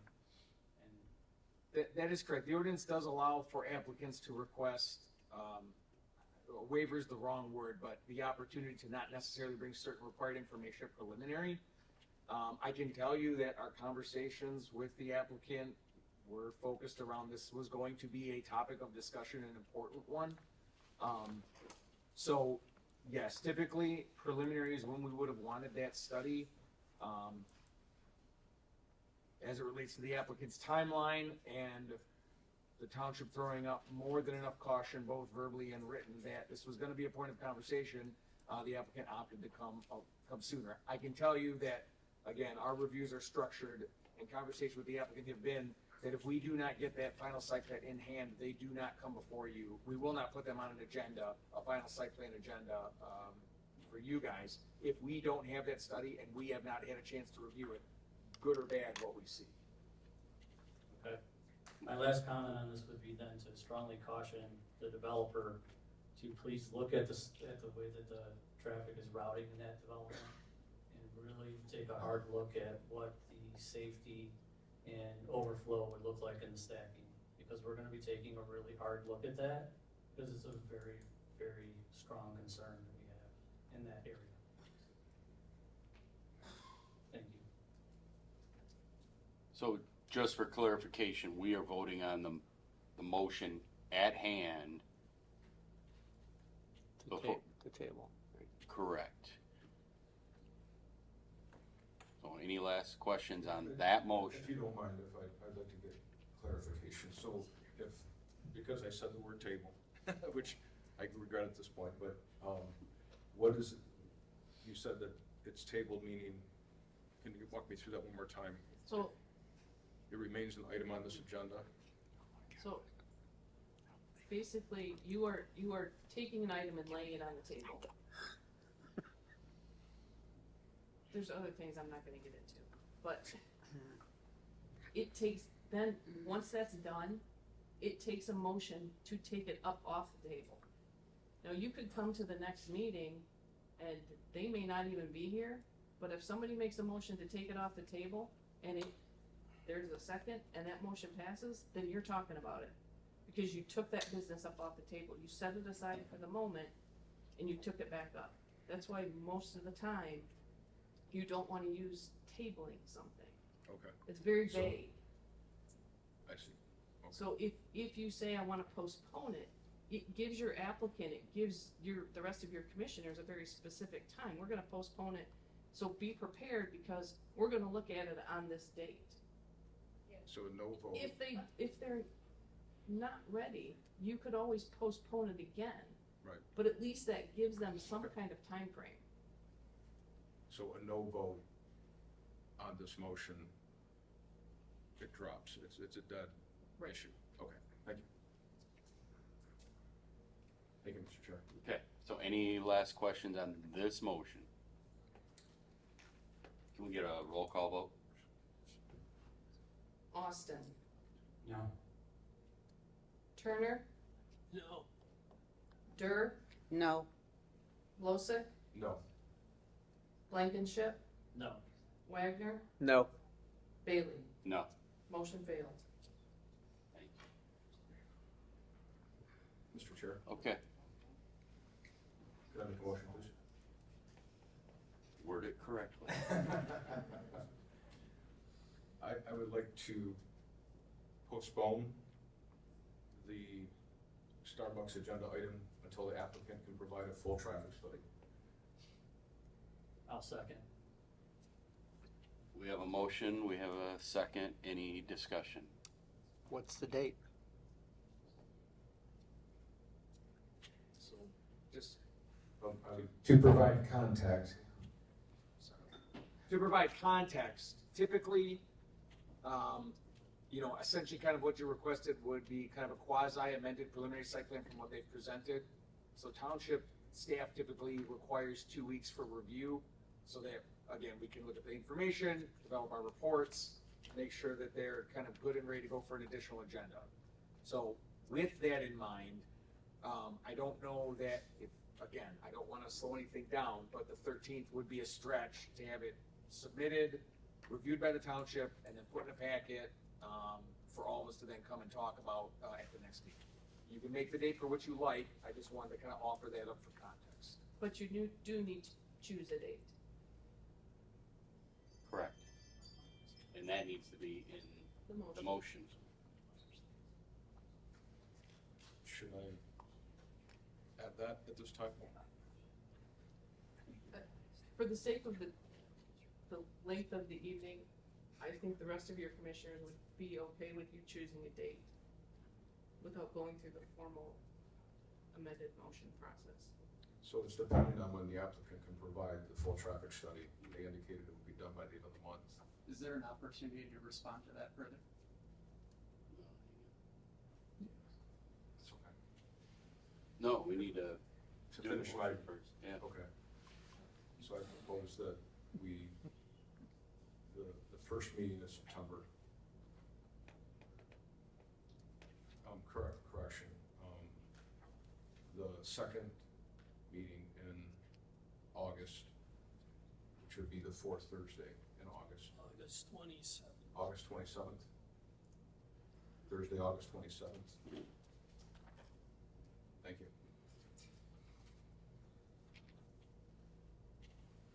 Do you still second that? I still second it. Okay, so we have a motion, we have a second. Any discussions?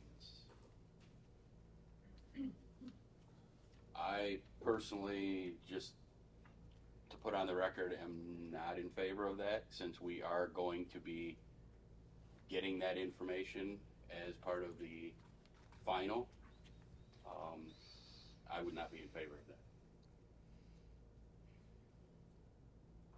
Any questions, comments? With that, can we get a roll call vote? Wagner, No. Blankenship, Yes. Losick, Yes. Turner, Yes. Austin, Yes. Durr, No. Bailey. No. Motion passed.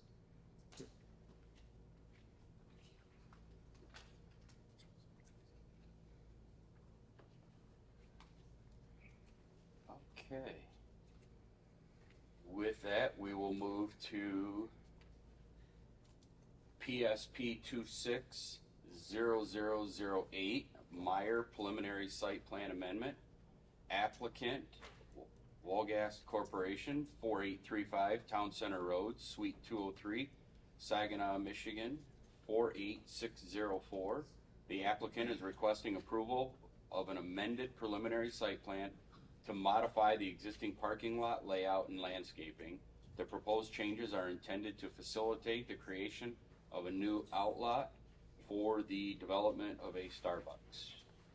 So we will follow the same format. Yep. So again, Mateo Paslakwa, Carlisle Workman Associates, Bank itself for the township. So as we discussed, this is kind of part two of this conversation because this project would require Meyer amending the remaining lot.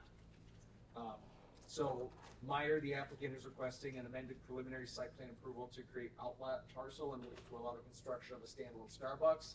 Proposed outlet is referred to as Outlet K and located directly north of the Taco Bell outlet. This amended site plan is being proposed concurrently with the new preliminary site plan for the Starbucks to be constructed on Outlet K. Again, we discussed this approval of both plans is required in order for the Starbucks to be constructed. This process was discussed at the pre-application meeting, May 12th, 2026. When site plans are proposed to be amended, section 1.4B as in boy states that such modification shall be required to adhere to current zoning standards. So this means that something that was built 30 years ago that then comes in to amend their site plan, they're held to today's standards. They're not grandfathered in on what was there 30 years ago when they were approved. Since some structural modifications are not being proposed to the existing Meyer buildings, most important elements to review here are the proposed dimensions and size of the amended Meyer lot, landscaping and safety path placement along M24. Also to be considered are parking waivers required to allow for the development of the existing parking to be converted to a Starbucks on the proposed outlet K. Should the amended site plan receive final amended site plan approval, so the next step after this, a lot application to the township would be required. Our reviews were done assuming that the lots have been split. So the current lot, as we stated earlier, is 25 acres. If the outlet K was created, the Meyer lot would go down to 24 acres roughly. Again, it is zoned C2 now and would remain as such. The surrounding zonings are C2 commercial, general commercial, R recreational, C2 general commercial, and C2 general commercial. We note the modified lot appears to meet C2 standards. However, the information will need to be provided at final site plan. As mentioned earlier, there are no structural modifications to the proposed store, gas station, or lot configuration, with the exception of the proposed outlet K. So there's no requirement to review setbacks, natural features, essential services, utilities, or architecture as it relates to the Meyer site plan. The biggest points of consideration are the reduction in parking, which will require a waiver from the Planning Commission, the safety path along M24, and the landscaping along M24. So as it relates to parking, parking requirements for resale establishments is based on usable square footage. Based on the Meyer Building and Garden Center, 964 parking spaces are required. These requirements do not include the gas station. The site's parking has been reduced in prior outlot developments, most recently the Taco Bell along M24. As I stated, reductions in parking require a waiver from the Planning Commission. So we'll go through some math here. So the required parking for Meyer, if it was built today under our standards, is 964 spaces. There were 85 spaces that were removed as part of the Taco Bell outlot development. The spaces proposed to be removed on Outlot K to house the Starbucks would be 107 spaces, and that would bring the remaining Meyer parking down to 772 spaces. Sheet C31, which is the sheet on the board right now, does show 3 areas to the south of the store that could be converted into parking should they be required in the future. They're down here, kind of where my mouse is hovering. It appears that approximately 86 spaces could be realized if these areas were developed, but they're not developed right now. Meyer obviously is showing you that they have the option to expand their parking should it be needed. But again, they are requesting a waiver to go from 879 spaces. So 879 is where they're at with the Taco Bell, down from the 964. They would want to go from 879 to 772. As it relates to access and circulation, the existing access points along M24 and Ray Road for the Meyer lot meet the current access standards and are proposed to be changed. Circulation around the existing building, closer to the building, would not be altered. And impacts from the Starbucks we've already discussed as part of their site plan review. Non-motorized access and circulation, so the remaining frontage along M24, which would be up through this area, would require the installation of a safety path from the north end of Outlot K all the way up to the existing path on Ray Road. Per the safety path ordinance, when a site's developed or redeveloped, the safety path must be installed along the site's road frontage. Waivers or payments in lieu may be requested from the applicants to install the safety path so long as the frontage is not identified as a priority route in the township's master plan. However, the current master plan does identify the frontage along M24 as a future priority safety path. The applicant has stated that bids are currently being solicited, and if I'm in error, they will correct me, but per our last conversations, that bids are currently being solicited to estimate the cost of construction of the safety path as noted. These figures were not ready for preliminary site plan review, but the safety path route as well as design specifications must be shown on the final amended site plan, again, depending on what decision the Planning Commission makes this evening. As it relates to landscaping, no landscaping information was provided in the amended preliminary site plan. The applicant has acknowledged that a landscaping plan showing how the site will either conform to the current standards for the frontage along M24, or it will request the necessary waivers, which is standard operating practice for landscaping review. Lighting, no lighting plan was provided with the amended Meyer site plan. Again, it appears that at least one light pole in the existing Meyer lot will be removed to accommodate improvements on Outlet K. The applicant will need to confirm that the removal of lighting from the Meyer lot will still conform to lighting requirements. Again, lighting and landscaping at final is standard operating procedure. So in summary, the modifications, determinations, or waivers in front of the Planning Commission is to consider whether or not to allow the waiver to reduce the Meyer parking from 879 spaces to 772. Other potential conditions for the potential amended preliminary site plan approval would be any cited concerns from engineering or public safety. Lot dimensions, depth to width ratios, and the correct proposed net acreage must conform to C2 standards and be shown on the final site plan. Again, we are very confident that the Meyer lot would retain conformance to C2 standards. We just need a few more dimensions. A landscaping plan showing how the site will conform to the current landscaping standards for the remaining M24 road frontage or request the necessary waiver shall be submitted with the amended final site plan. The frontage along M24 requires the installation of a safety path from the proposed north boundary of the outlot K to the existing path located near Ray Road and M24's intersection. The safety path and design specifications must be shown correctly on the amended site plan. And the proposed modified lighting for the existing Meyer lot must conform with the requirements in Article 10 of the zoning ordinance, specifically Section 10E 1E, which indicates minimum average light levels for parking lots.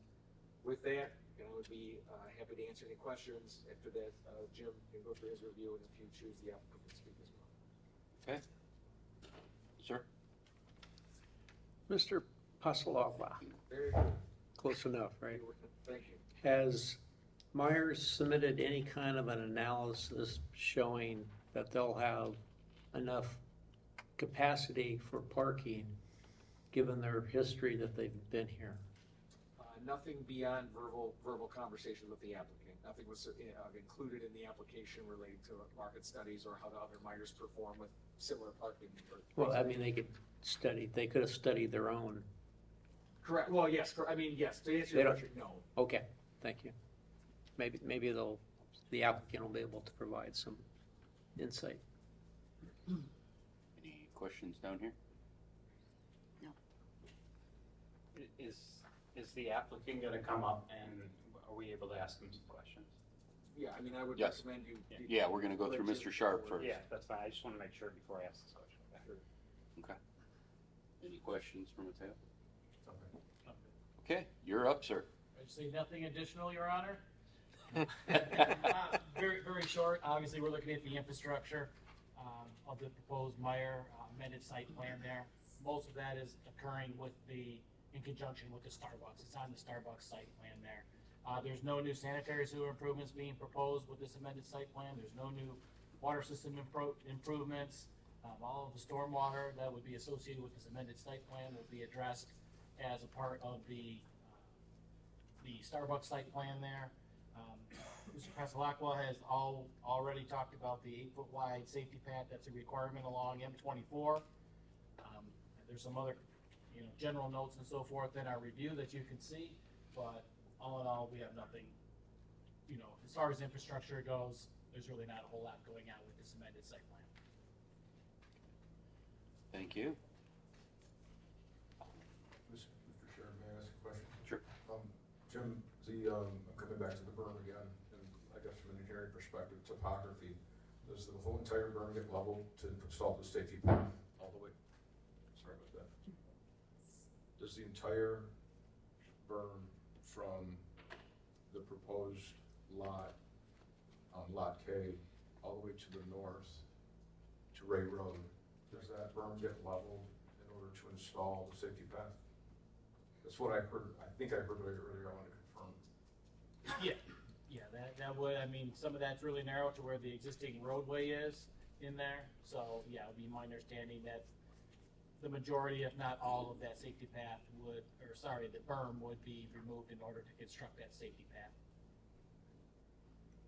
Thank you. I have a question to follow up on that. So there is a requirement to remove the berm in order to provide space for that safety path, right? That's the clarification. Correct. Okay, thank you. And just to clarify, that would allow basically a safety path all the way down Market through Waterstone, all the way up 24, all the way to the high school for kids that want to walk or ride bikes to school. Absolutely, it's a very high priority. We've actually looked at trying to submit for some grants and so forth to try to get that portion, completed in that area there. But yes, that would complete the safety path, all the way from Market Street up to the high school essentially. Because right now we've got anybody that is doing that is cutting through parking lots. They're in and around where cars should be instead of pedestrians, and it's very unsafe. Correct. And then to dive into that just a little further, it's maybe more of a planning issue, but we tried to look back at when the Meyer site was developed, and there was no indication that it was a requirement at that time for that berm to be constructed. That it appeared that, maybe they did it on their own, maybe they didn't want to haul off the dirt, but it doesn't appear that that berm was a requirement of the Meyer site plan back 30 years ago or whenever it was built. Correct. Can I, is that something that we can ask, that Myers does, if this does go to approval, to finish off that sidewalk, based on approval, or is that something that we can't do? Oh, no, it's a condition, it's a condition from preliminary to final that they show it correctly, and then a condition of final if it was approved is that they're building it. So Yeah, they we're would not finish asking it- them, we're telling them. Yeah, so they would finish it from Starbucks all the way to Ray Road if we end up doing this. Correct. Because it's on the master plan, it's a requirement. They don't even have the option to do it in lieu of. All right, I just wanted to clarify that. Yep. Sure. Okay. Any last questions? Okay. Do you guys want to come up and present anything? Yeah. Sure. Good evening, everyone. I'm Stephen Salyers, Director of Pre-Construction with Woolgas Corporation. Appreciate everyone's time this evening to talk through these projects. Regarding the safety path, I just wanted to comment on the grades and the berm. Just make the point that because of the narrow width of the berm traveling down the road, in order to construct the safety path, the berm would have to be demolished, because otherwise you would have, variations in the grade that would make it not ADA compliant. So just to answer that question or speak to that, the berm would have to be demolished because of the forced construction of the safety path based on the master plan. And then one other thing I would like to comment on is regarding the traffic study, we received notification just right as you guys were making that motion or that vote that we would have the traffic study tomorrow, and we will forward that as soon as it's available. I know that probably doesn't change anything with the vote that just took place, but we will forward that information as soon as we receive it, which is supposed to be tomorrow. Thank you. And I'm happy to answer any additional questions. Can I Thank ask you. a question? Sure. So I'm gonna stand up and show you something, but then I'm gonna come back and ask the question, so. So this area right here, there's parking right here, and I'm gonna finish on the. So as you see on the parking area, that is a thoroughbred of where people are gonna be going through. What's to say, is that traffic study include those parking areas of people backing in and out when people are coming around those areas? Cause I see that's very, looks very dangerous. To add those parking, so if that's something that the traffic study holds, I'd like to know that also too. And then if not, is that something that we'd have to eliminate those spots, because I feel like that's a very dangerous spot. Yeah, I appreciate the question. Having not seen the traffic study, I can't speak directly to that. I can't answer it matter-of-factly, but I can tell you that we directed our traffic engineer to account for the entire site as a whole, including all of the entrances, the 1, 2, 3, 4 entrances around the Meyer property, and look at it as a traffic study comprehensive of the entire site.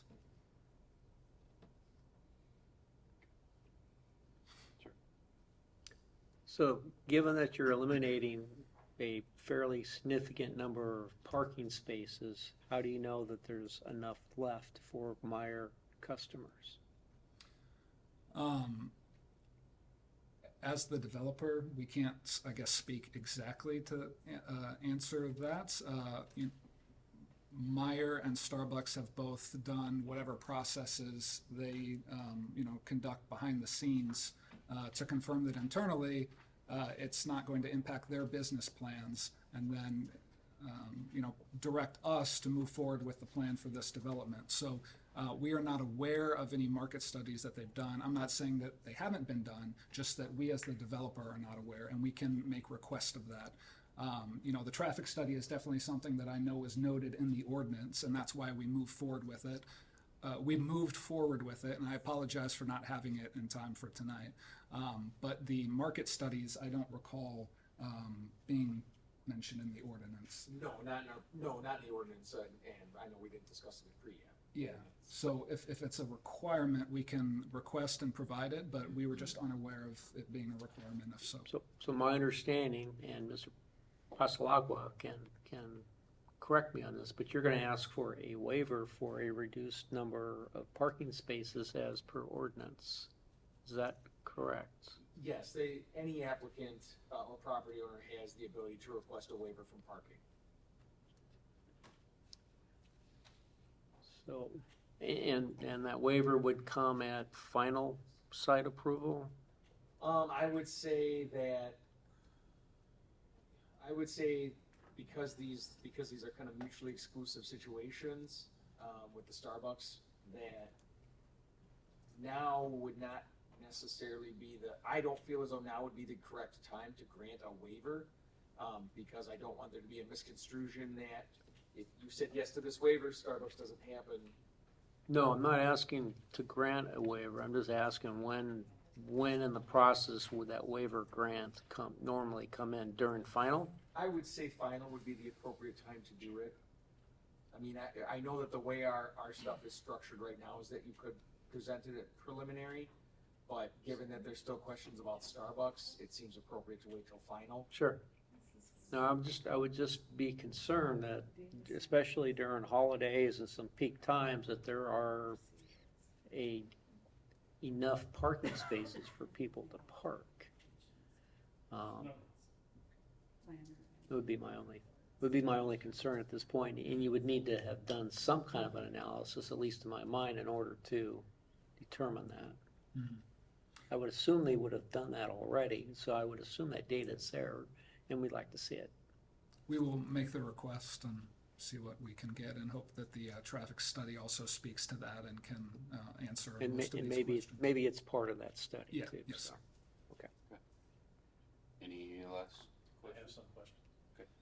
So as part of the traffic study that you receive tomorrow, can you please review that and then go back to whoever is conducting that for you and request additional information if you don't feel it's sufficient? Specifically, I'm concerned about neighboring communities traveling north and south on M24. A lot of people commute from Lapeer to south of Oxford, and will probably go to that store. I don't want the study to just focus on density in Oxford and the residents here that will be frequenting that establishment, right? It will be neighboring communities as well. So with all of that in mind, I just want to keep the focus on how do we mitigate that into the parking lot, and how all of that appears to you.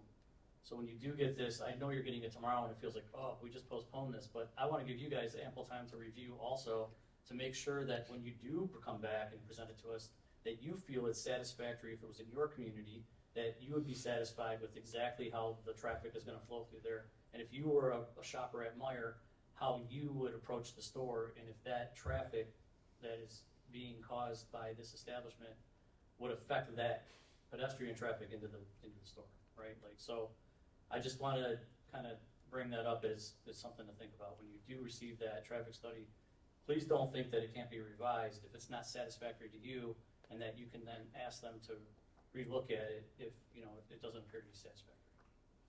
Understood, and we've, taken note and made account of the, comments and questions that have been asked tonight, and we will definitely review the traffic study when we receive it.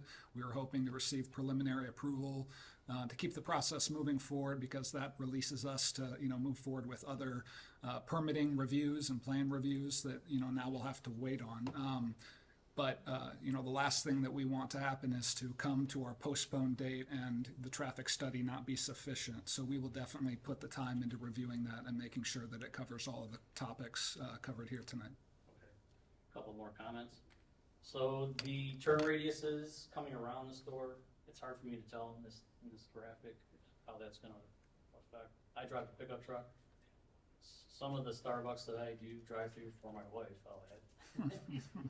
It's very difficult for a truck to turn in some of their, in particular, their turns to go from ordering to window pickup, right? So that'd be one concern, and then the other concern that I had, I'll have to come back to separately. Yeah, the turn radius is around the Starbucks you're mentioning.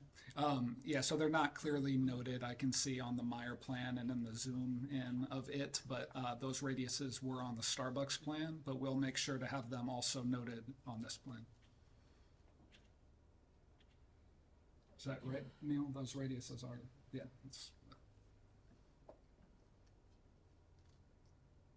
Any more questions? Okay.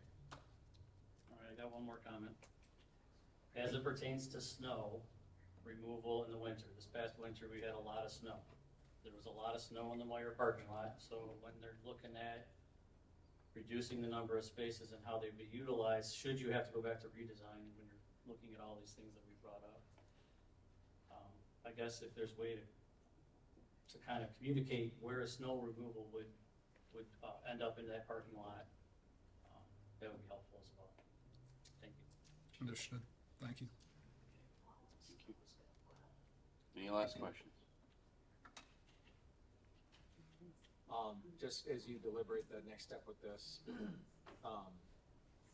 yeah, I guess I would just advise, deliberate, have a conversation, and then before a motion is made, we can talk about what the appropriate, like, kind of next steps may be. There's options available, but similar to the last one we just went through, we'll probably need to have a similar conversation once you're done discussing amongst yourselves. Okay. Thank you very much. Thank you. With that, we will open up public comment.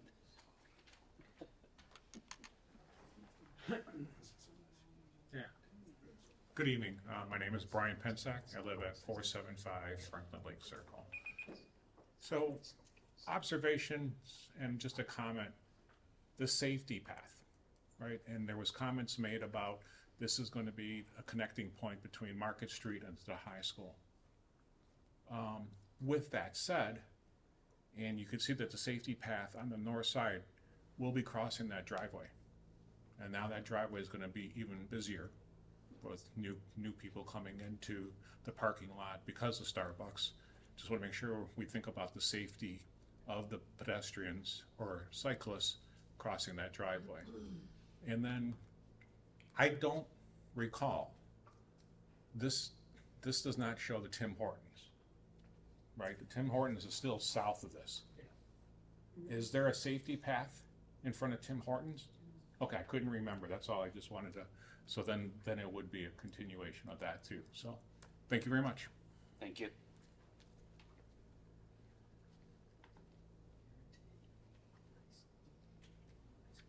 Anyone else?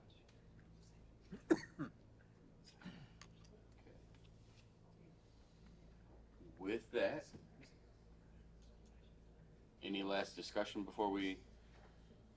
It would just be our recommendation that because this is kind of a one with, one doesn't happen without the other, that unless you're compelled to do otherwise, that this be postponed to the same meeting as the Starbucks consideration. With that, I will entertain a motion. Mr. Chair, I'd like to make a motion. I'd like to postpone this agenda topic to August 27th, 2026. I'll second. We have a motion, we have a second. Any last discussion? It revolves around the traffic study. The resident brought up a good point. We build this, we add more traffic, we have a sidewalk there. We're introducing, it's a traffic study, so, thank you. My last comment, it probably was more of a question to the applicant, but it goes to intent of the safety path to be constructed. We get a lot of waivers to ask for waivers in lieu of to the safety path, so I want to ensure that there is intent to continue the safety path here. It's our understanding that the waiver is not possible. It's not an option. There's no waiver in lieu of in this one?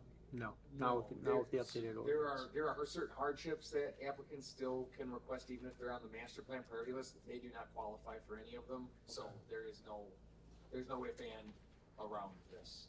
It is required. Thank you for that clarification. Sure. With that, can we get a roll call vote? Blankenship, Yes. Wagner,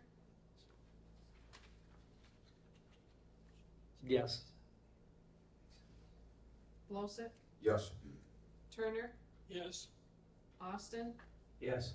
Dur, Yes. Bailey. No. Motion passed. All right.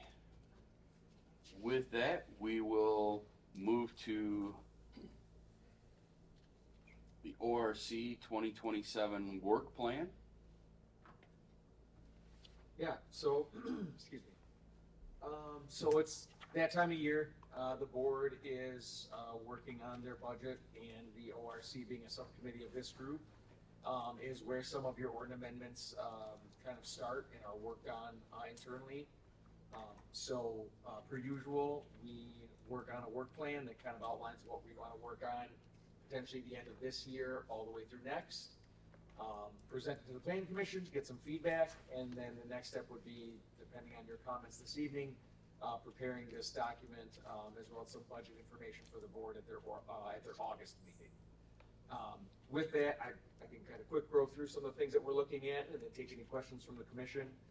We'd like to do a C1, C2. It says South Village analysis, but in reality, we want to take a broader look at C1 and C2 throughout the township.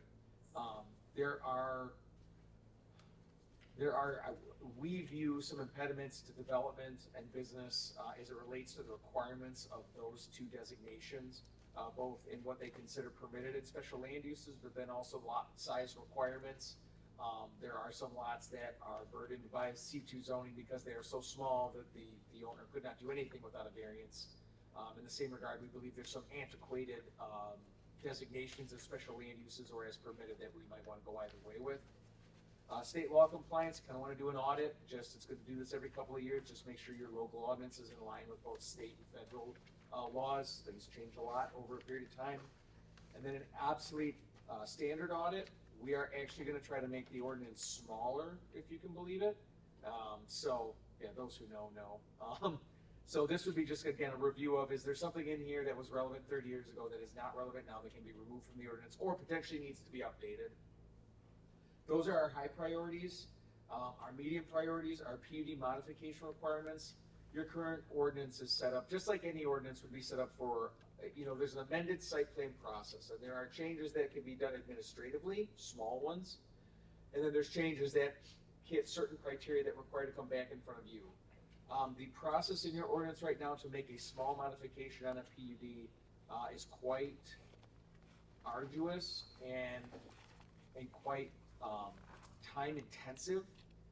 That doesn't really cater to the development world. I will give you a point in case. If a developer wanted to actually use higher quality products on the building that was approved in the PUD, there would have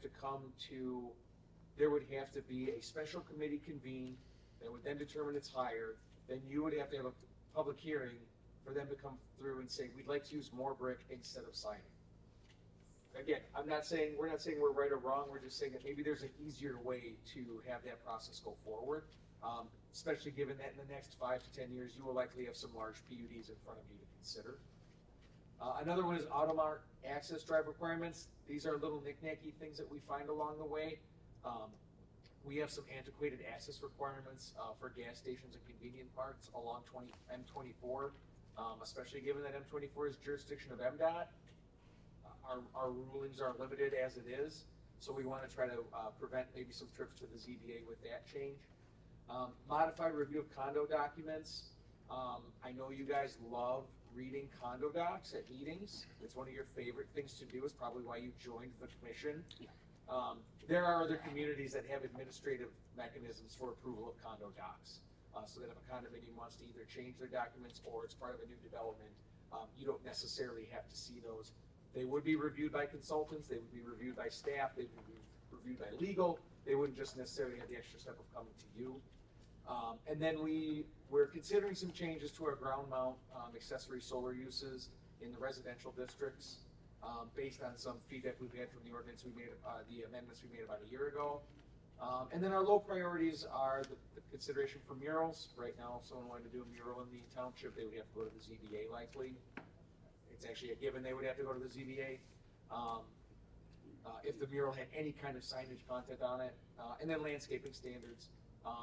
This one is kind of geared towards our standards still sufficient? Maybe are they over the top in some cases, or are they not sufficient in others? And then the item that stays on every year is the zoning board of appeals. This just tracks the ZBA. If the ZBAs get together every single month for the same thing, we need the ability to change it. So with that, I'd be happy to answer any other questions. Again, the process is just listen to some feedback from the planning commission in general is okay with it. We'll go to the board next. What happened to the data center ordinance? It should be on the list, it should be on the high priority, right? Yes, I guess in essence of this being more in light of what we would be working on next year, not to say that we still might not be working on it next year, but it's. I still- gotcha. This is strictly for next year. Yeah, and then it's not to presuppose that we won't be talking about it in 27. Gotcha. But yeah. Okay, thank you. This may not be everything that the ORC works on. This is what we know, what's in front of us now. But it could be next week that the supervisor comes to us and say, you know, I've been hearing about these type of items. We need to look at it. So, while this is not everything, this is the biggest portion and what we intend to start with. And then as things come along, if we need more funding to do them as well, this will be our tool. And we hope to be able to bring it here once a month, say, here's our current status. Very nice. Any, Follow-up, are you talking, when you say next year, are you talking fiscal year or calendar?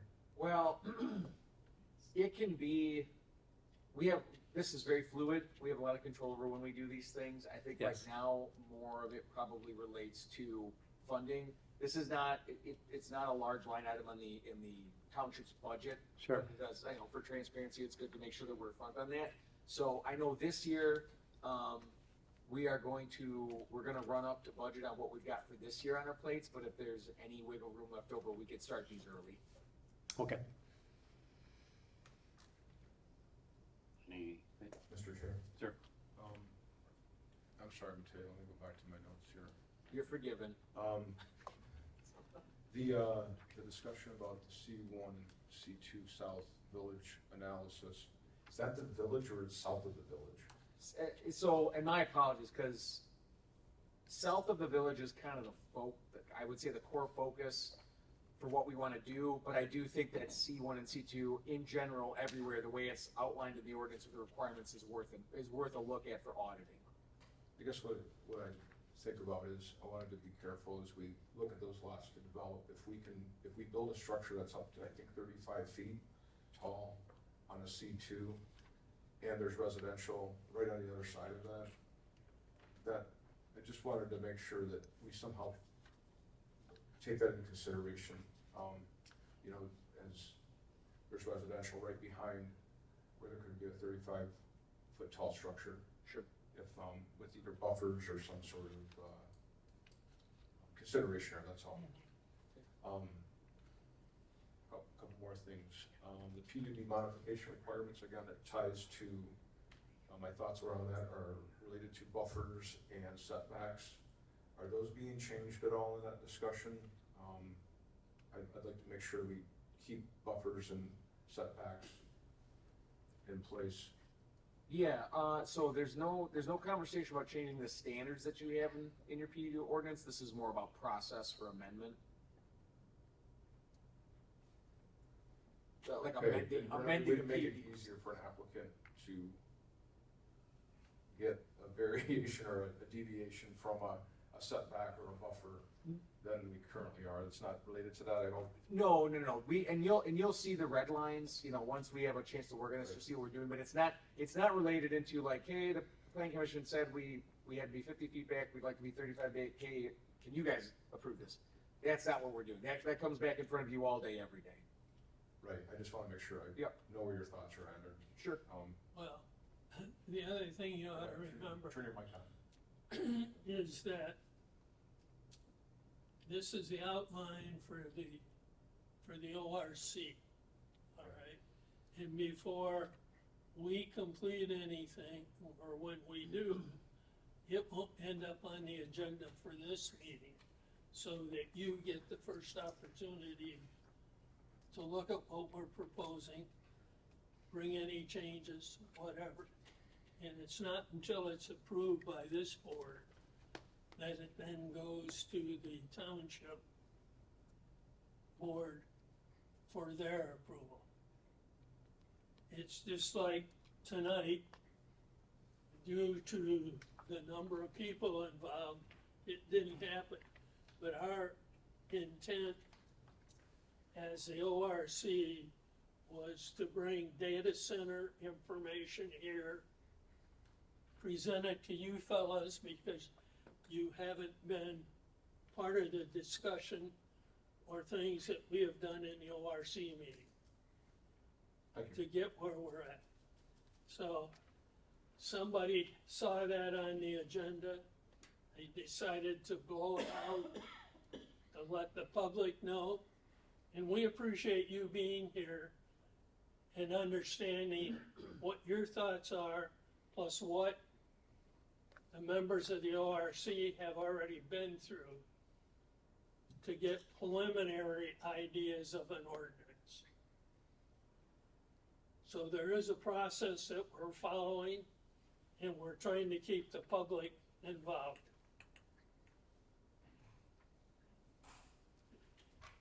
Anything else, Mr. Mateo? I'm good. Thank you. Thank you. Anything else? Okay, whoops, I just lost my screen. With that, 11 communications or committee reports. I think we just covered the only committee. Number 12, we'll move to planner and engineering reports. Anything else you need to update, sir? Yeah, so just from a planning perspective, as a heads up, so tonight we discussed that, Starbucks Meyer is the second meeting in August.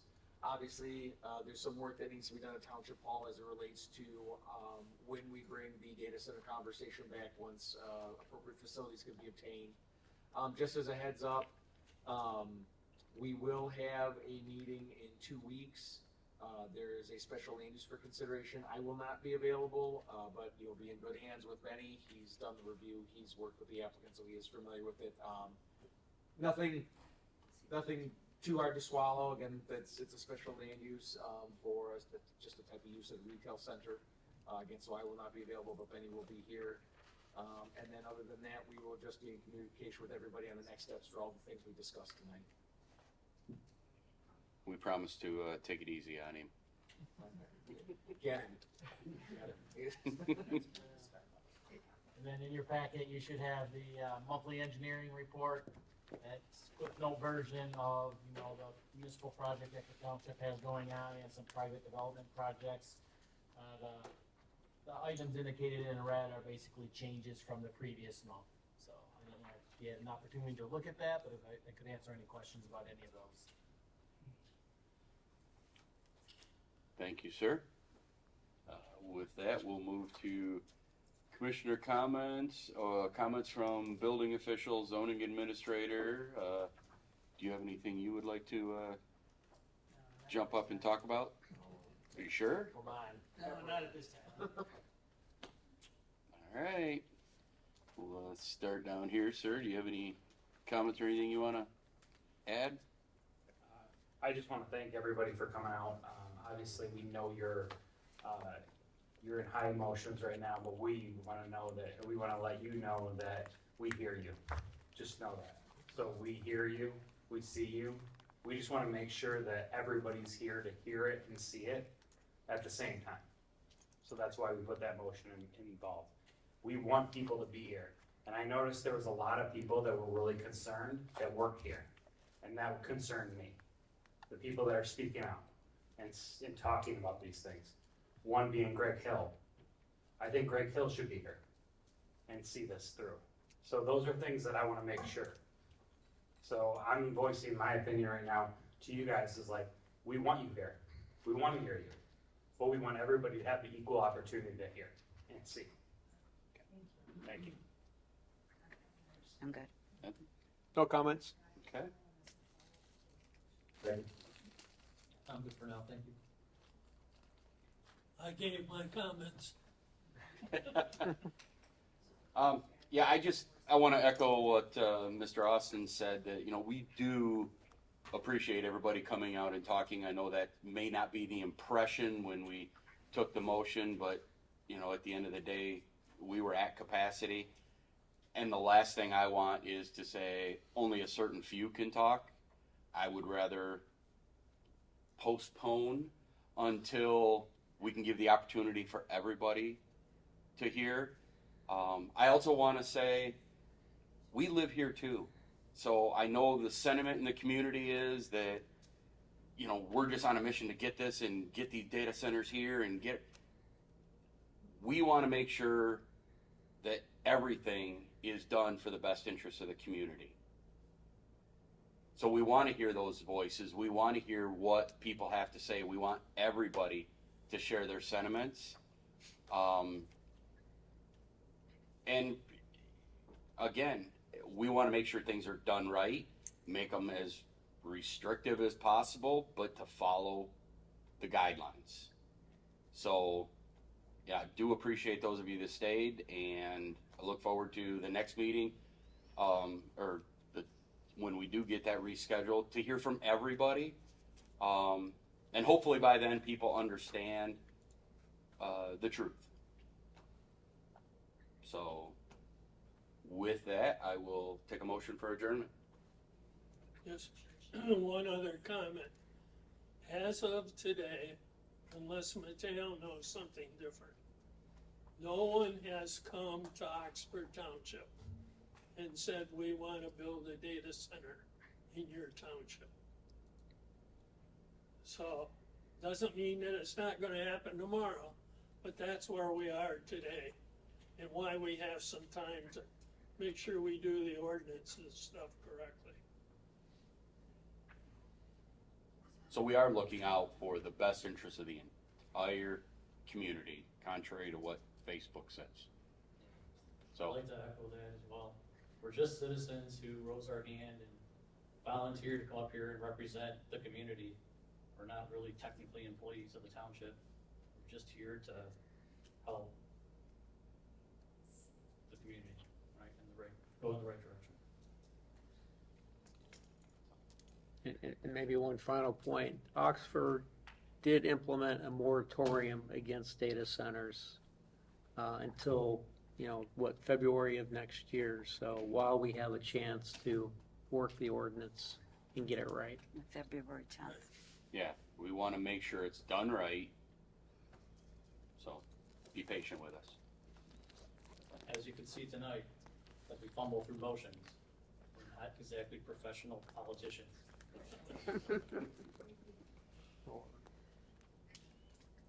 With that, we'll take a motion for adjournment. I'll make it. Motion to adjourn. I'll second. All in favor? Aye. Aye. Any opposed? We are adjourned.